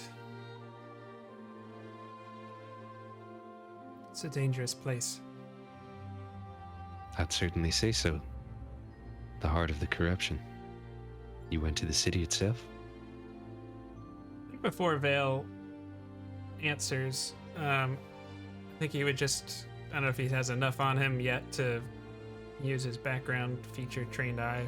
If he's hiding anything, I think I already know the answer to this. But just, what's his read on the guy? So is he like true or pure, or is he like hiding out? Like, what do you mean? So I just have extensive practice concealing items that have given me an uncanny ability to tell when someone is hiding something, whether it's telling a half-truth or actively hiding a dagger in their belt. I can always tell when there's more to a person than meets the eye. Like, is this what I see is what I get? Or I mean, it certainly takes a strong person to survive out in the Savalier Wood. Yeah. And so, I mean, is there more to him than meets the eye? Like, probably, but just as much as the next person, Mm-hmm. Usually, there's usually more to people than just, I don't know, a smile. But he doesn't appear to be hiding any weapons, and he seems to be as genuine as they come. And when he asks about this, if we got to the city, he just kind of shrug nods. Yes, we did. We found the Empire there.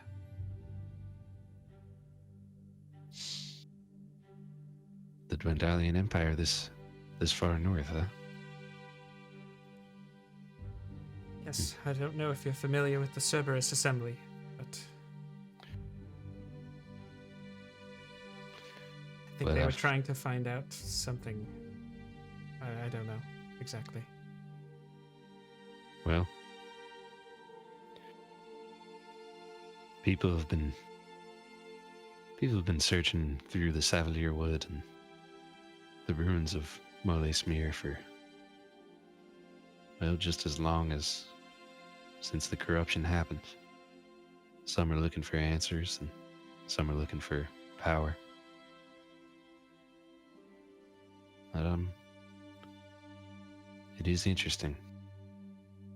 The Dwendalian Empire and the Cerberus Assembly together, checking it out. Well, did you find anything? Did you find what you were looking for?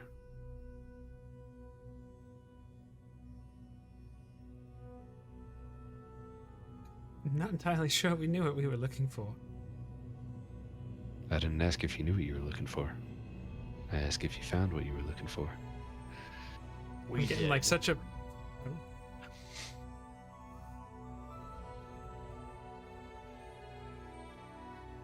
Is it everything you thought it would be? Well, we didn't really know what we were looking for, so it was kind of hard to answer that kind of a question. In a way, I would say a lot more, because it creates more questions than it does answers. Well, I've found in life that you never seem to get the answers you're looking for. But that doesn't stop us from asking questions and looking for answers.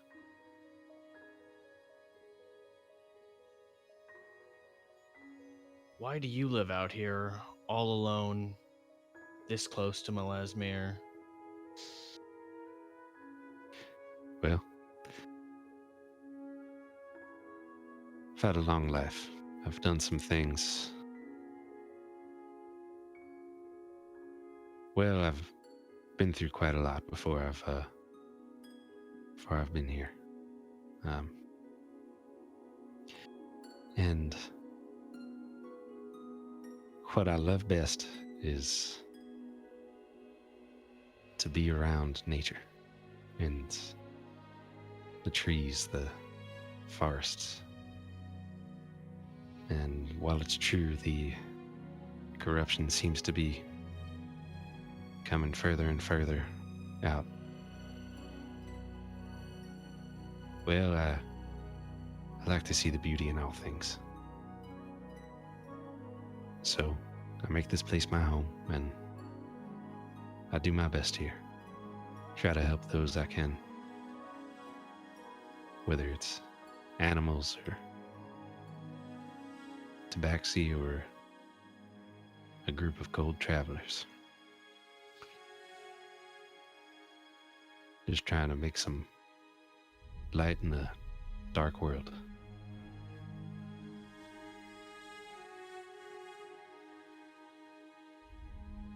And where else could you get a supply of wood this fantastic?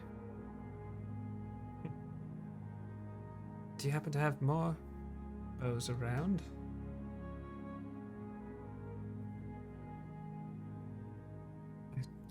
You made such a fine weapon for a rain. Well, I'd love to see I more if you have it. don't just make bows for anyone.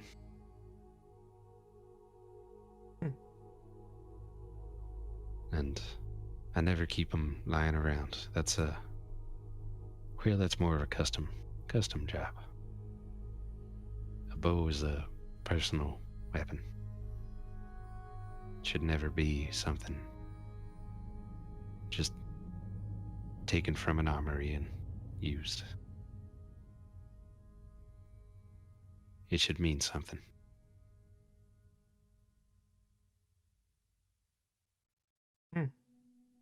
Yes. What would you use a bow for, Vale? To defend my friends. Protect them from whatever dangers may lurk.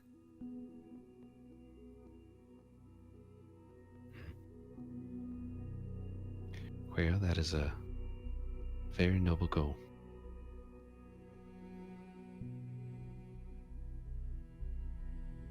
I'll have to think on that. But we'll talk more about it in the morning, about the bows. Sure, I wouldn't. You've already gone through so much. I just really was curious. It was such good craftsmanship. I thought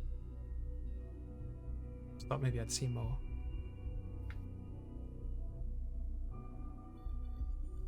Thank you for the compliment. Just raises his glass of spitting.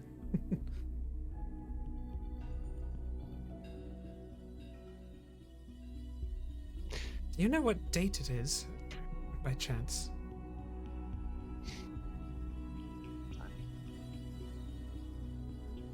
You know, that's an awkward question to ask the dungeon master. I'm just trying to find out how much time has passed. I'm just trying to find out in what way If he would even know. keep track of time. Yeah, I was like, I'm getting such Parks and Rec when Ron met Ron. Like, Mac is Ron Swanson and this guy's the other Ron. Like, that's the vibe I'm getting so much. Although I know where you really got your inspiration from. There's definitely some Ron Swanson vibes in here. He will he'll just say, well, we're about midway through winter.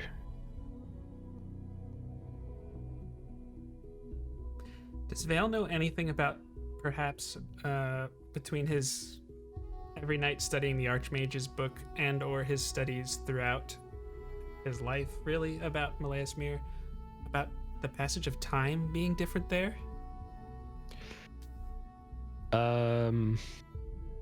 Even an obscure reference, he's like racking his mind because that's very disturbing to hear.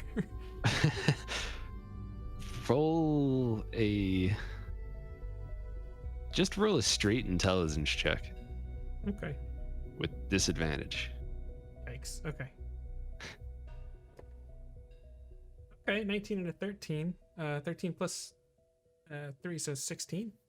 16. There's nothing about the history of Malleus Mir, or the Savalier Wood, or anything of the sort, that really. And there's no stories or anything like that you've heard or read about time going faster or slower or anything different than what it actually is. And but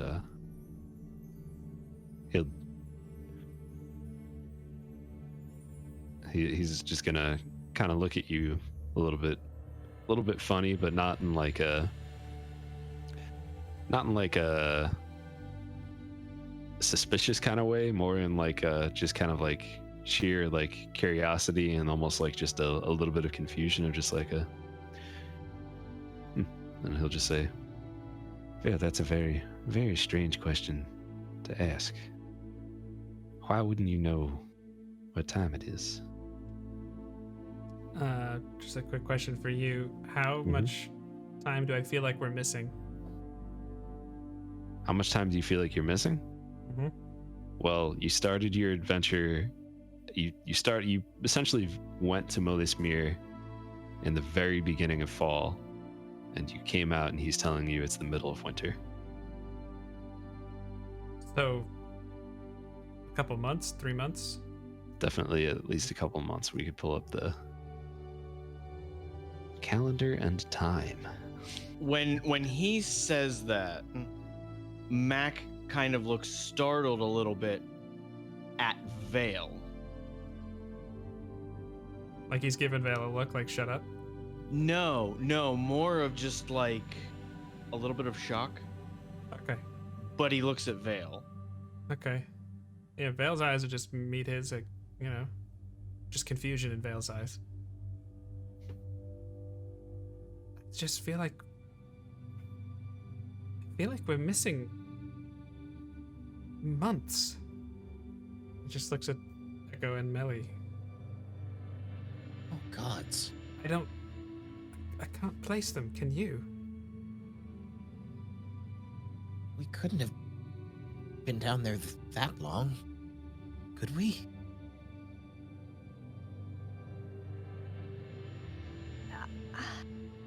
Well, We didn't have the rations to last month. that labyrinth, the entire labyrinth, was covered in magic. Time may have moved differently.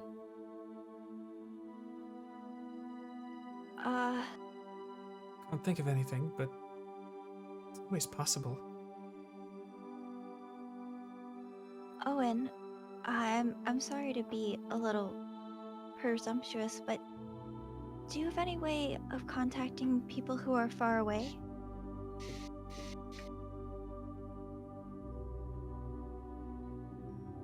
Well, I suppose far away is a bit of a relative term.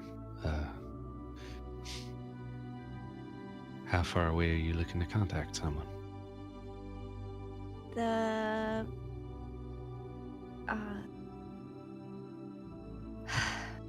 well, Menagerie Coast. yeah, but I'm trying to think if it's been months. I mean, yeah, I guess that's where she would assume she'd probably want to reach out to her mom and dad. So yeah, the Menagerie Coast in the Plum Grove. Well, I'm afraid that's a bit out of my reach, unfortunately. How far could you reach? Maybe Shady Creek Run? Well, no, I try my best to stay out of contact with Shady Creek Run. Every now and then I communicate with the Tabaxi tribes, and sometimes the orcs wandering the Rhine Plains. And every now and then there's a glass blade or two that comes through, but for the most part, the Shady Creek Run and Menagerie Coast, that's all. Well, that's very far. Have you seen any glass blades recently? Well, they're always coming through every now and then.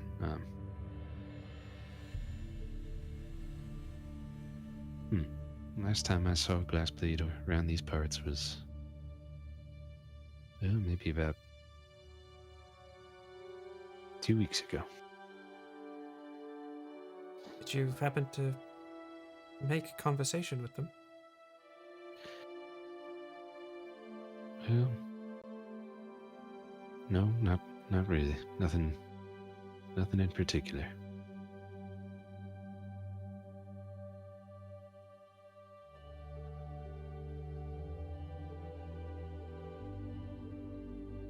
Nothing in particular. I'm sorry, my brother is one of them. I just haven't seen him in a while. I thought maybe you might know. I know it's a long shot.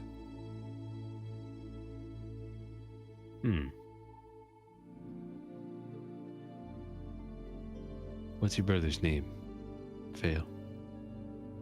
I have to look at my notes. His name's Carrick. Okay.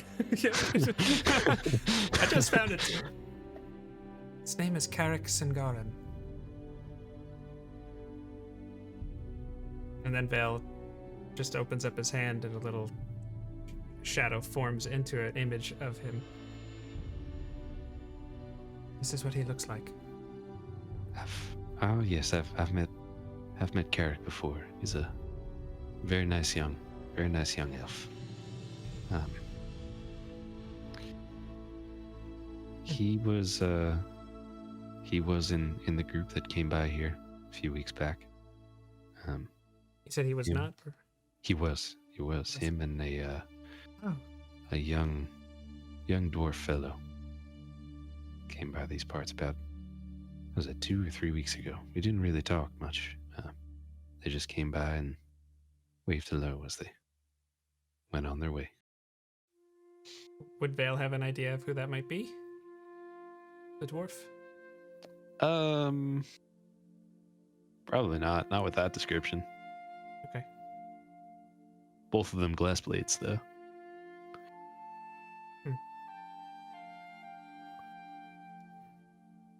Nothing in particular. You have such a. I feel like you have an interesting way of looking at the world, Owen.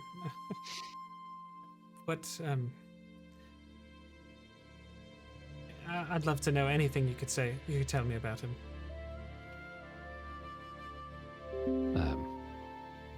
About your brother specifically, the group of people, or just anything I could. Just anything. Okay. Well, they came by right around this way, and they said, well,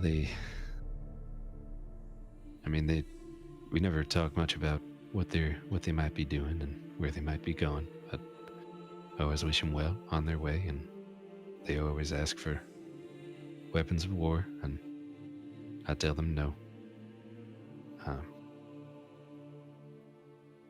As I mentioned to you before, I try not to make a business of making bows and, well, anything else for that matter, for just anyone. Especially not for soldiers.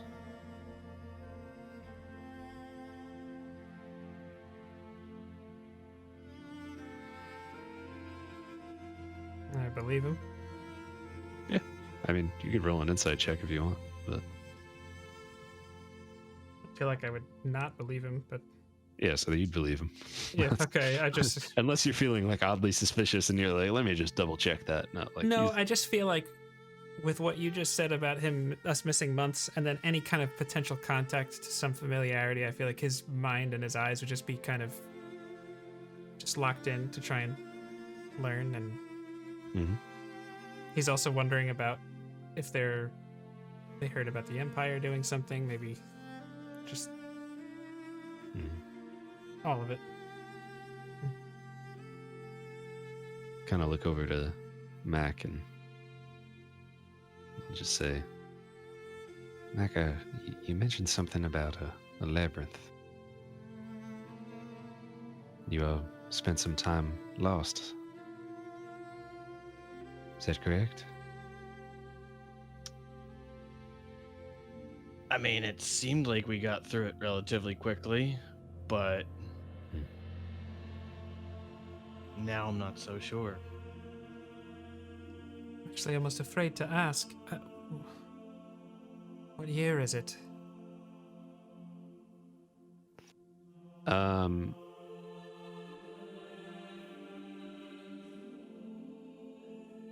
I forget exactly what year we said this starts off in. I don't feel like going that far back in my notes, but it is the same year. Okay. Okay.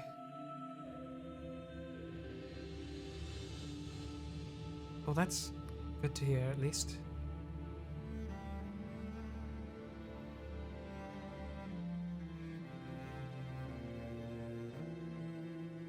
Sorry, Owen, I'm just feeling a little out of sorts.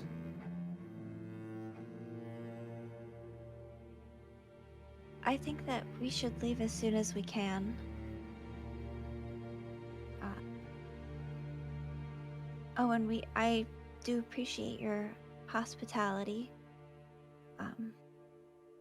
But I don't think any of us realized how long we had been truly traveling for, and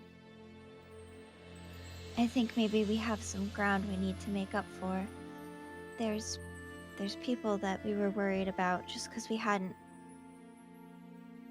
been in contact with them for a while, and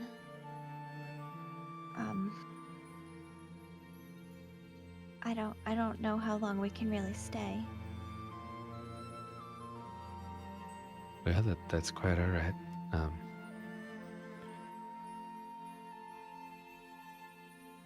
It is rather late and pretty treacherous outside. I would recommend staying the night at least. But you're more than welcome to stay as long as you need. And where are you headed? All the way down to the Menagerie Coast?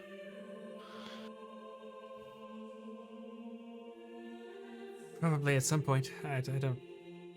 Everything seems fuzzy right now. I think that if we can just get to somewhere where we might be able to find someone who we could have help us get in contact with the people that we need to get in touch with, that might be enough. Oh, and The, uh, where's the closest city? Well, closest city that would have the means that you're speaking of, contacting people far away and traveling long distances would probably be Uthadern.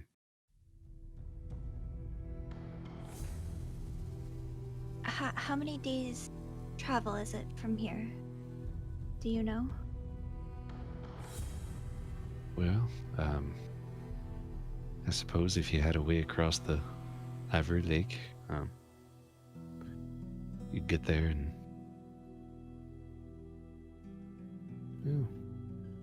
less than a week. Maybe Wouldn't- 2 or 3 days or so. Well, You wouldn't happen to have a boat of some sort, would you? he smiles when you say that. He says, "Of course I have a boat of some sorts."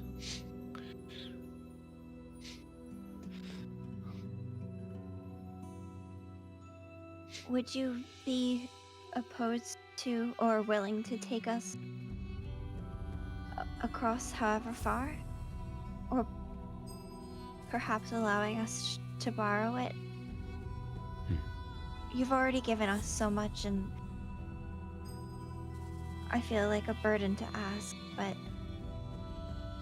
it is of the utmost importance that we get there as soon as possible. Well, I'm sure we can work out a deal.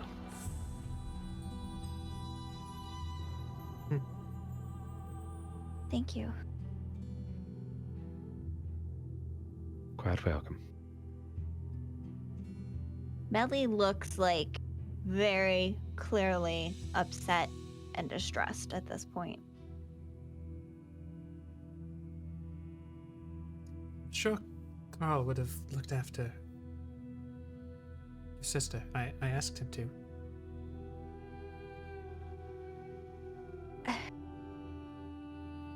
I'm sure she's okay. I just I know.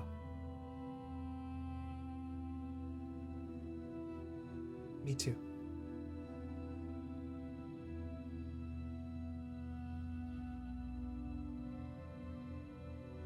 You haven't heard any news from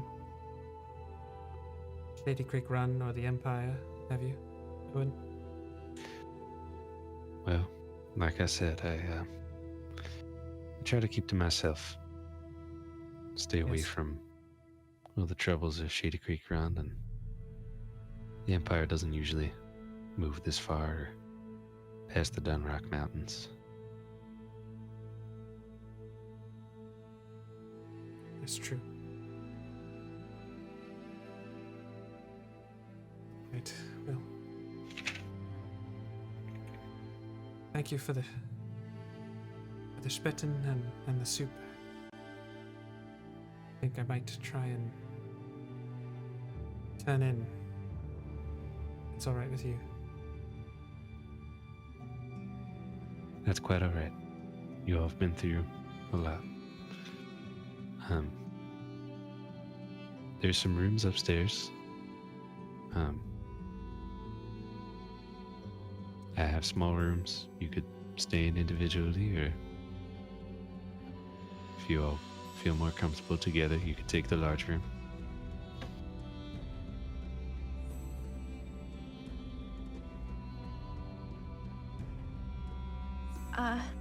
If it would be all right, I would like to be alone for a little bit. Of course. Thank you again, Owen, for your hospitality. Melly's gonna go upstairs to one of the smaller rooms. And then she's gonna do some stuff. I don't know if you wanna focus on them first and then come back. Okay. Sure. Melly pops on upstairs and The four of you now.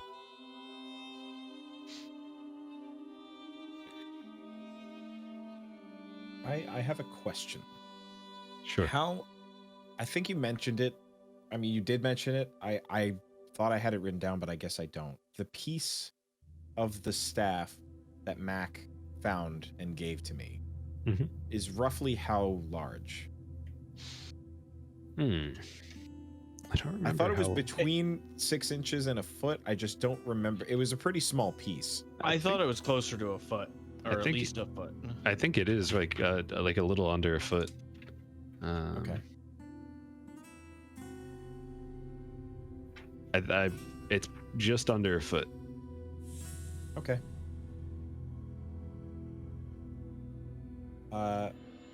He's been playing with it ever since the conversation came up about how it is not when we thought it was.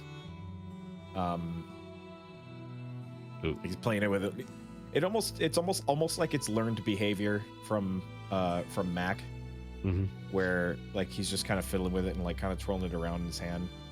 And I'm assuming it looks the way I would imagine. Like you said, it was just like it's already blackthorn, but it was just charred and like the ends are like kind of jagged and Yeah. and that kind of thing. But he's still kind of playing with it. Yeah. If go right ahead.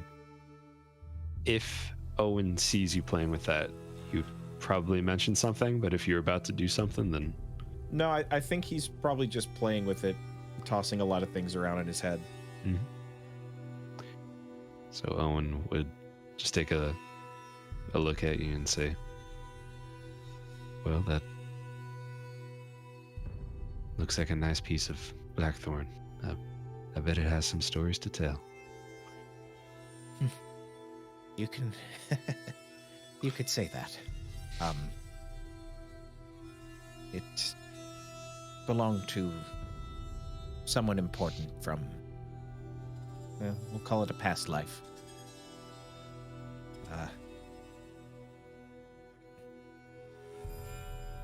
I'll be honest, Mr. Owen, I was going to ask if you could possibly clean it up, or at least show me how. But part of me also feels like maybe I should keep it as it is, so I don't forget not to forget. Does that make sense? I think that makes complete sense.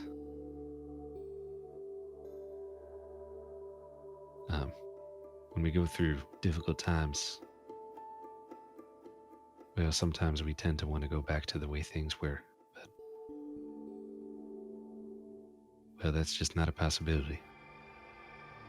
And if we did go back to the way things were, well, we wouldn't have the lessons of the hard times we went through.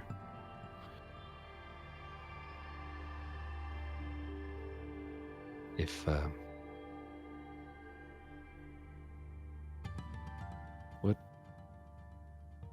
what is this piece of wood mean to you? What would you use it for if I was to say clean it up for you? Nothing.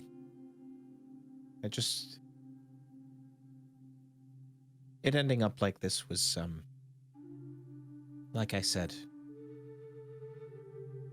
I forgot. I took for granted something that was important to me and what it really meant because of what I was using it for. And I think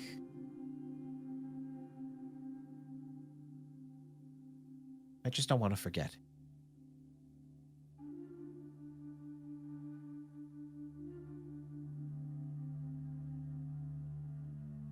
Just want to have it.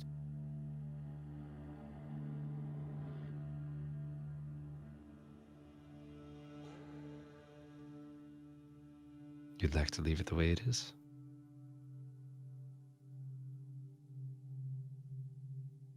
I think I do.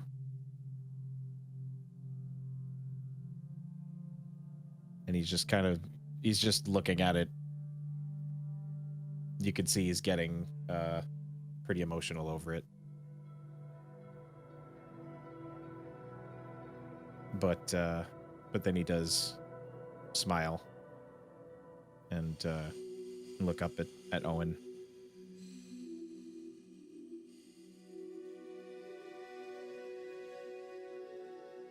Thank you. And whatever you would have done, I'm sure it would have been beautiful.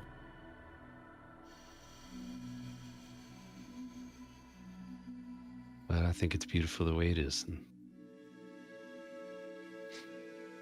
And you're welcome. He'll tuck it back into his bag, but then keep his hand on the bag.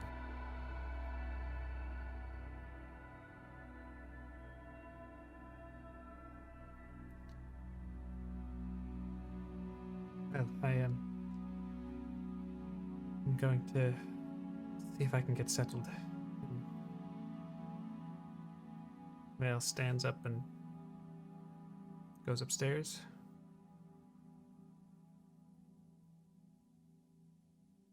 Okay. Think he will try to hear if Melly is okay. Just like a Okay. Roll perception, I guess, for eavesdropping. And then we'll have Izzee let us know what you make of that. Well, I rolled an no, so Okay. You don't hear anything. It's suspicious how much nothing you don't hear. well,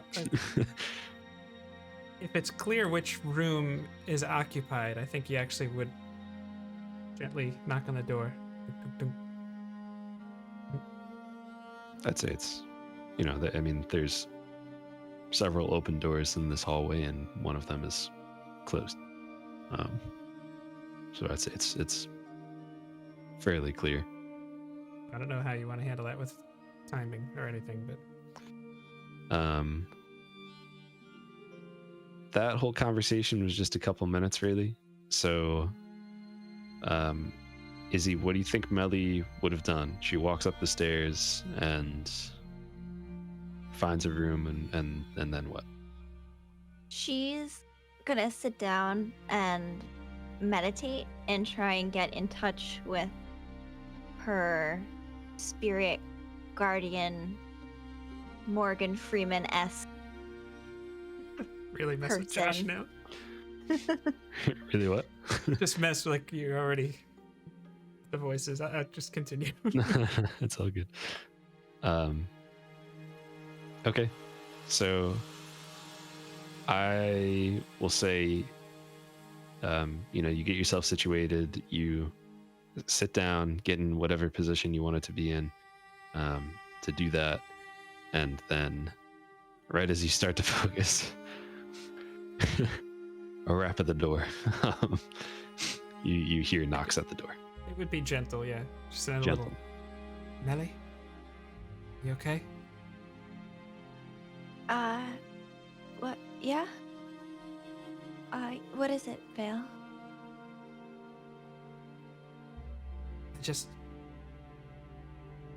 I want to make sure you're alright. Yeah. How could you be?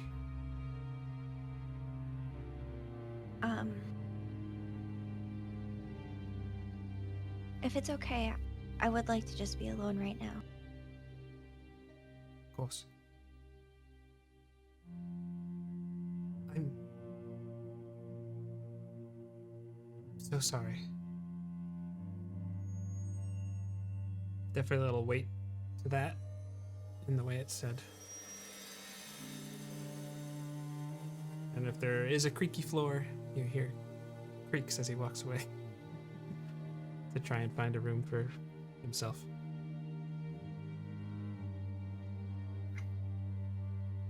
No creaks on the floor. This is flawless. Yeah. I didn't know if he would think they were perfect as it was or not. Either way. Either way, he finds his own room. Okay. All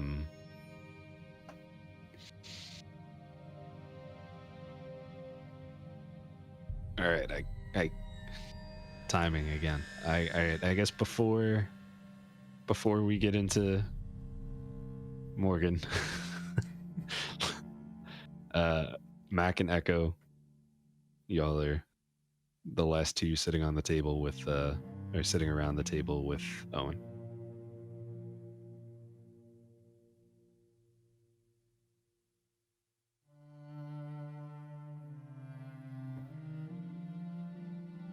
I would probably give Vale a couple minutes, and then I would also excuse myself and head on up also.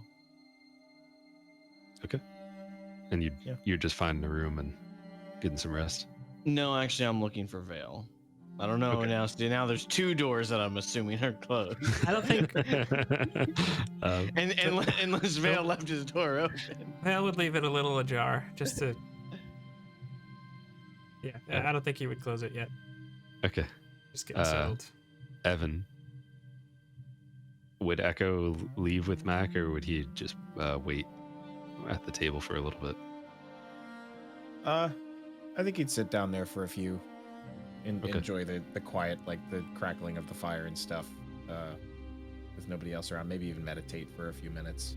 Okay, perfect. All right. All right, Mac. You come up the hallway. There's a door on your right, or you come up the stairs into a hallway. There's a door on your right, which is closed, and a door a little bit further down the hallway, and towards the left, the door is slightly ajar. There's a couple other rooms that the doors are open. I would walk to the door that was open and just kind of go, Vale? Yes, come in. I would go in. He's just putting his stuff in a corner and trying to settle in.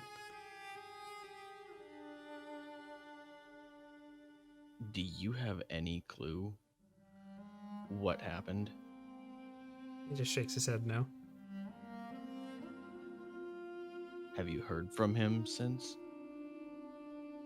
No, he tends to only talk when he has something to say. Or he wants something. I think. Well, we were kept safe, but No, it's just Freeman could be anywhere. He has to believe we're dead at this point. I'm not as much worried about him at the moment because of that fact and that we have what we took out. What do you think? So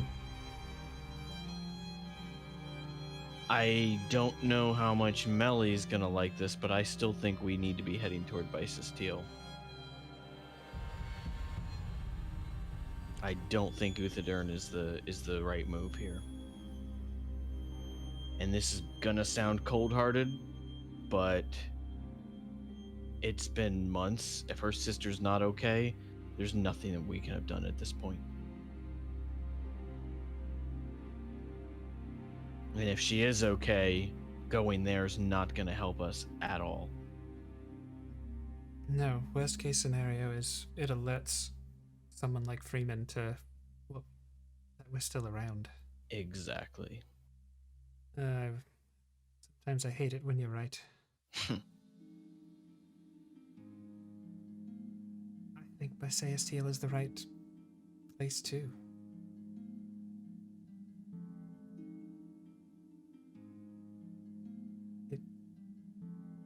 But I think we're just going to have to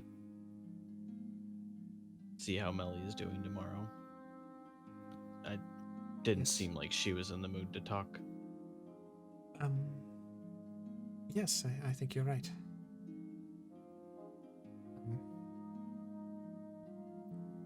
Well, I don't know if you have a way to communicate with him, but see if you can get some answers. Have a good night. He just kind of like shrugs, like, yeah, you too.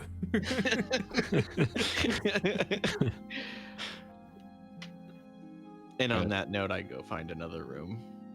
I find the big room though. I love it. Oh, I love the image of Mac by himself in that room. Nightcap and all. Excellent. Oh, man.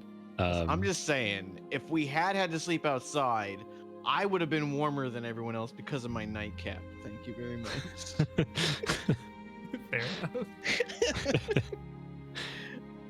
enough. Okay. Melly. Are you ready? As ready as I'm gonna be. Okay.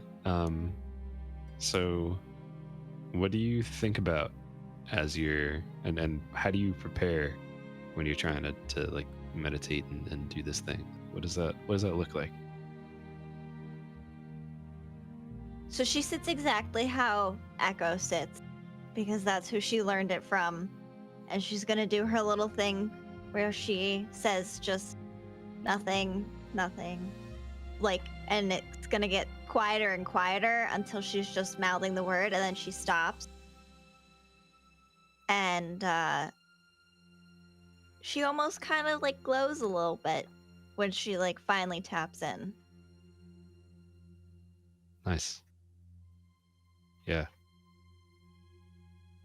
And when you have that moment and it glows a little bit,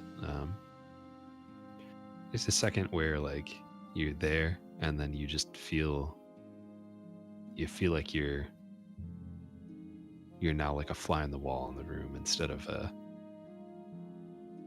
Millie sitting down in the room, and then there's that moment of just nothing.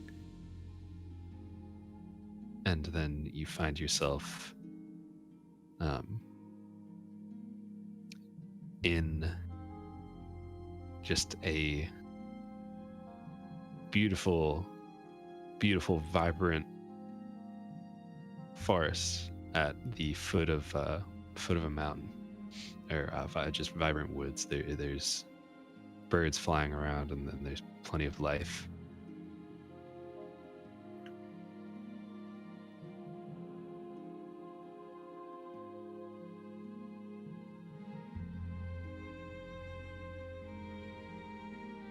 And you're not like sitting or kneeling anymore. You're now standing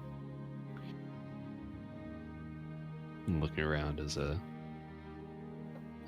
bird flies right by your face. Melly will walk carefully through the forest, just appreciating the life and the abundance around her, being careful not to, crush any particular flowers or leave, too heavy of footprints. Are you there? I'm always here, Melly.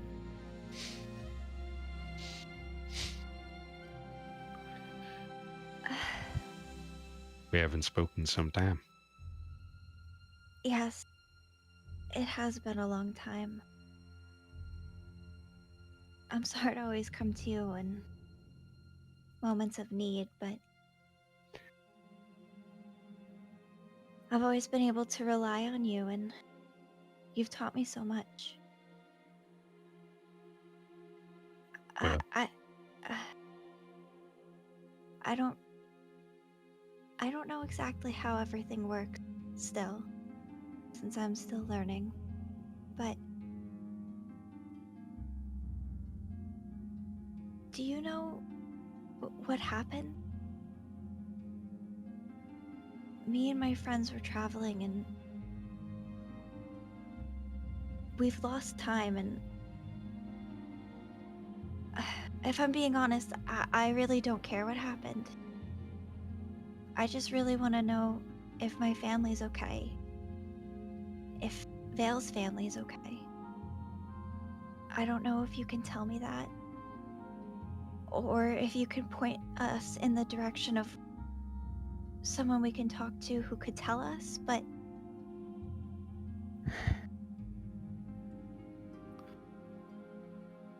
Melly, why wouldn't your family be okay?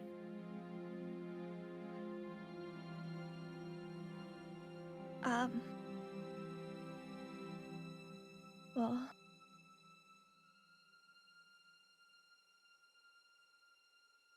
we got into some big trouble with some very powerful people. And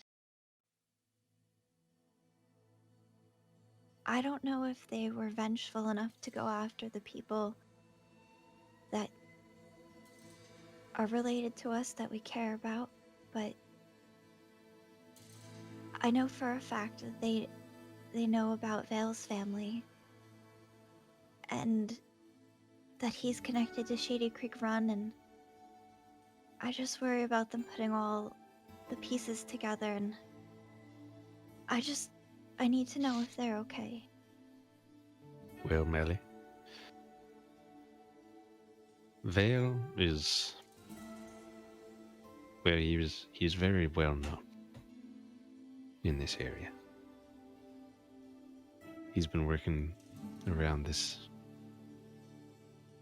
He's been doing jobs in Shady Creek Run for a long time, since before you came there. And from my understanding, his family lives just north of where you are right now. He comes from a family of, well, there's a lot of variety in there, and his brother and his sister like getting themselves into dangerous situations, but well, Melly, I can't tell you for sure if your sister's alright and if your family's okay, but I don't know why any of the people you've crossed so far would know so much as your last name.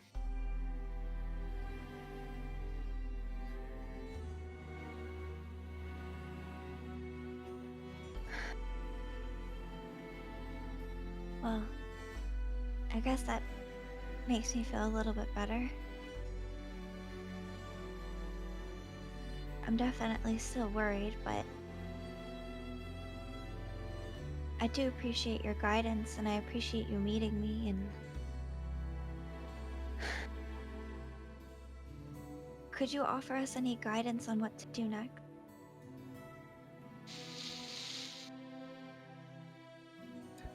Well, you found some very powerful and very dangerous things. You're in a safe place now. And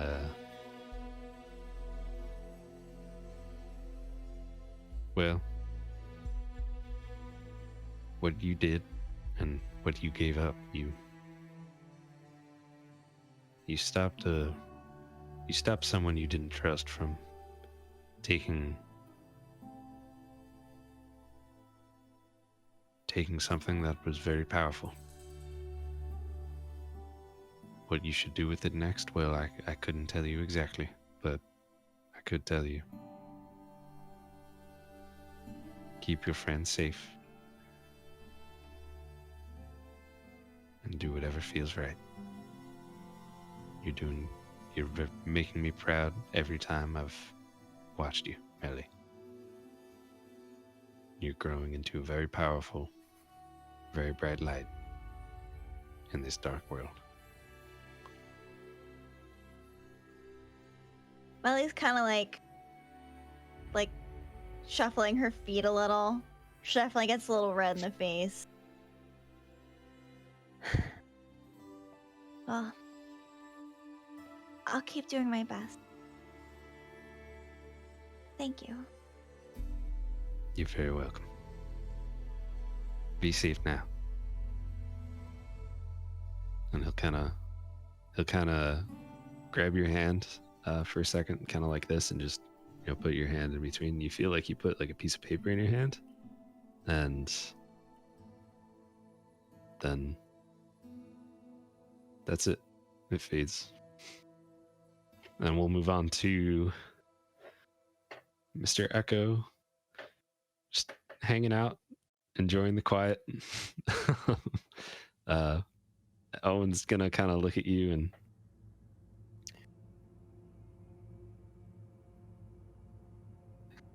he's just gonna say, "Well, Echo, it was very nice spending this evening with you. Um, please put the fire out when you're finished here. I've got to go check on Peapod." And kind of, he'll start to walk away. On who? Peapod. Would you like to meet him? Obviously. And with a mix of confusion and excitement, he gets up and immediately follows this man. He'll And he puts out the fire as he's doing so out of courtesy. he kind of steps into the kitchen and gets like a little like dropper filled with, it looks like milk, and he walks down into like kind of like a basement type thing that he had made, and he just makes a little like sound and opens a gate. You see that there's like this wire mesh like cage like thing, and a tiny baby squirrel comes out, like about this big, and he's like, "This is my squirrel Peapod. We call him that because he could just sit in your pocket all day." And he takes the little dropper and he's like, it's right about time for me to just give him some food before I go rest for the night. Would you like to feed him? Absolutely. It would be my honor.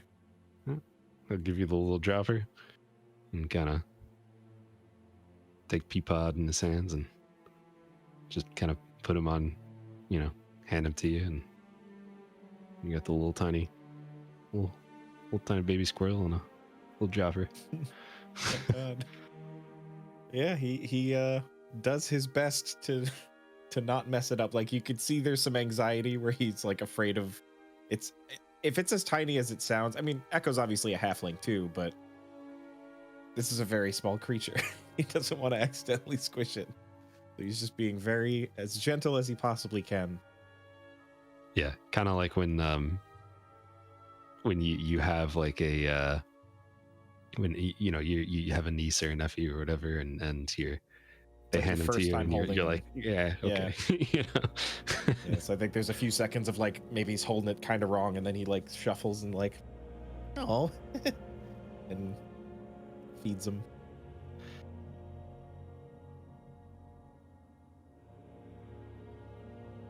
And he'll look at you and say, "You're doing just fine. I think he likes you. You're a very gentle soul."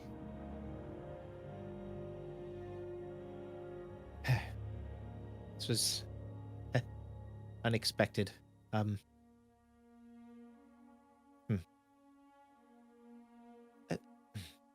know we've said it a lot, but I can't thank you enough for this bit of home.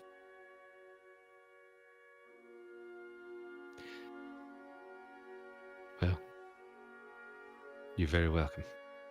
Echo, it's nice to see it's nice to see some good folk in these times.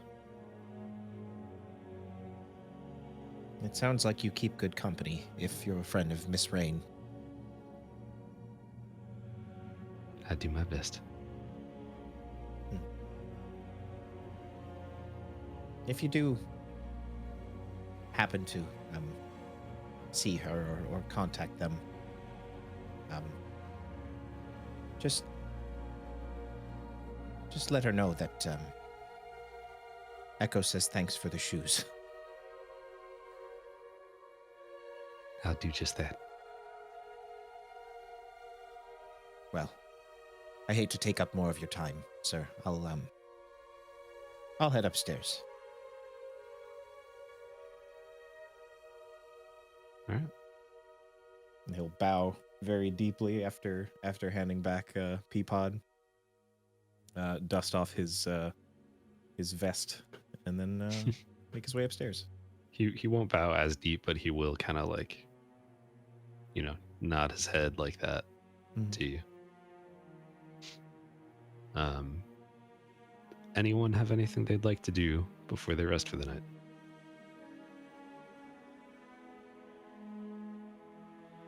No, I think Vale would try to. I even feel like he would even understand how to contact Spooky Johnson, but I think he would just concentrate on him and be like, "What else did you do? Kind of a. How long has it been?"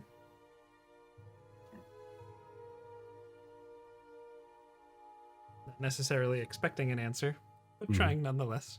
Yeah, you don't get an answer. And then in the back of your head, you just you kind of just remember that I always keep my promises. Mm-hmm.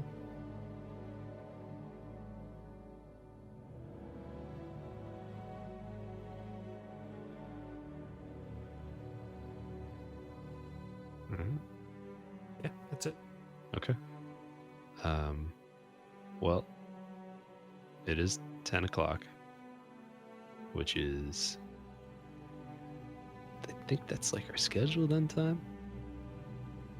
If you guys want to hang out for longer, I'm down for that, but it's up to you. I think if it's all right, I think that might be it for me tonight. Okay. All right.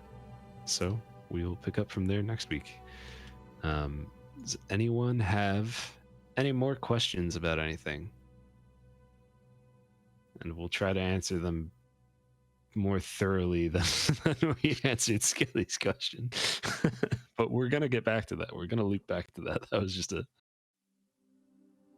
a heavy question. The relative question. It is. That's a video kind of question. It is. Mm-hmm.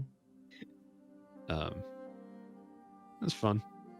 Mm-hmm. Nice little bit of a more light session compared to what we've had. I think we've earned it. Yeah, let's say from the character's perspective, that was much needed. Yeah. I kind of love Owen. Good. I'm glad you do. Some happy little moments. That's right, Skilly. Yeah. There's just some clouds over there. They just like to dance around all day. He breaks out Peapod. I'm like, you. All right.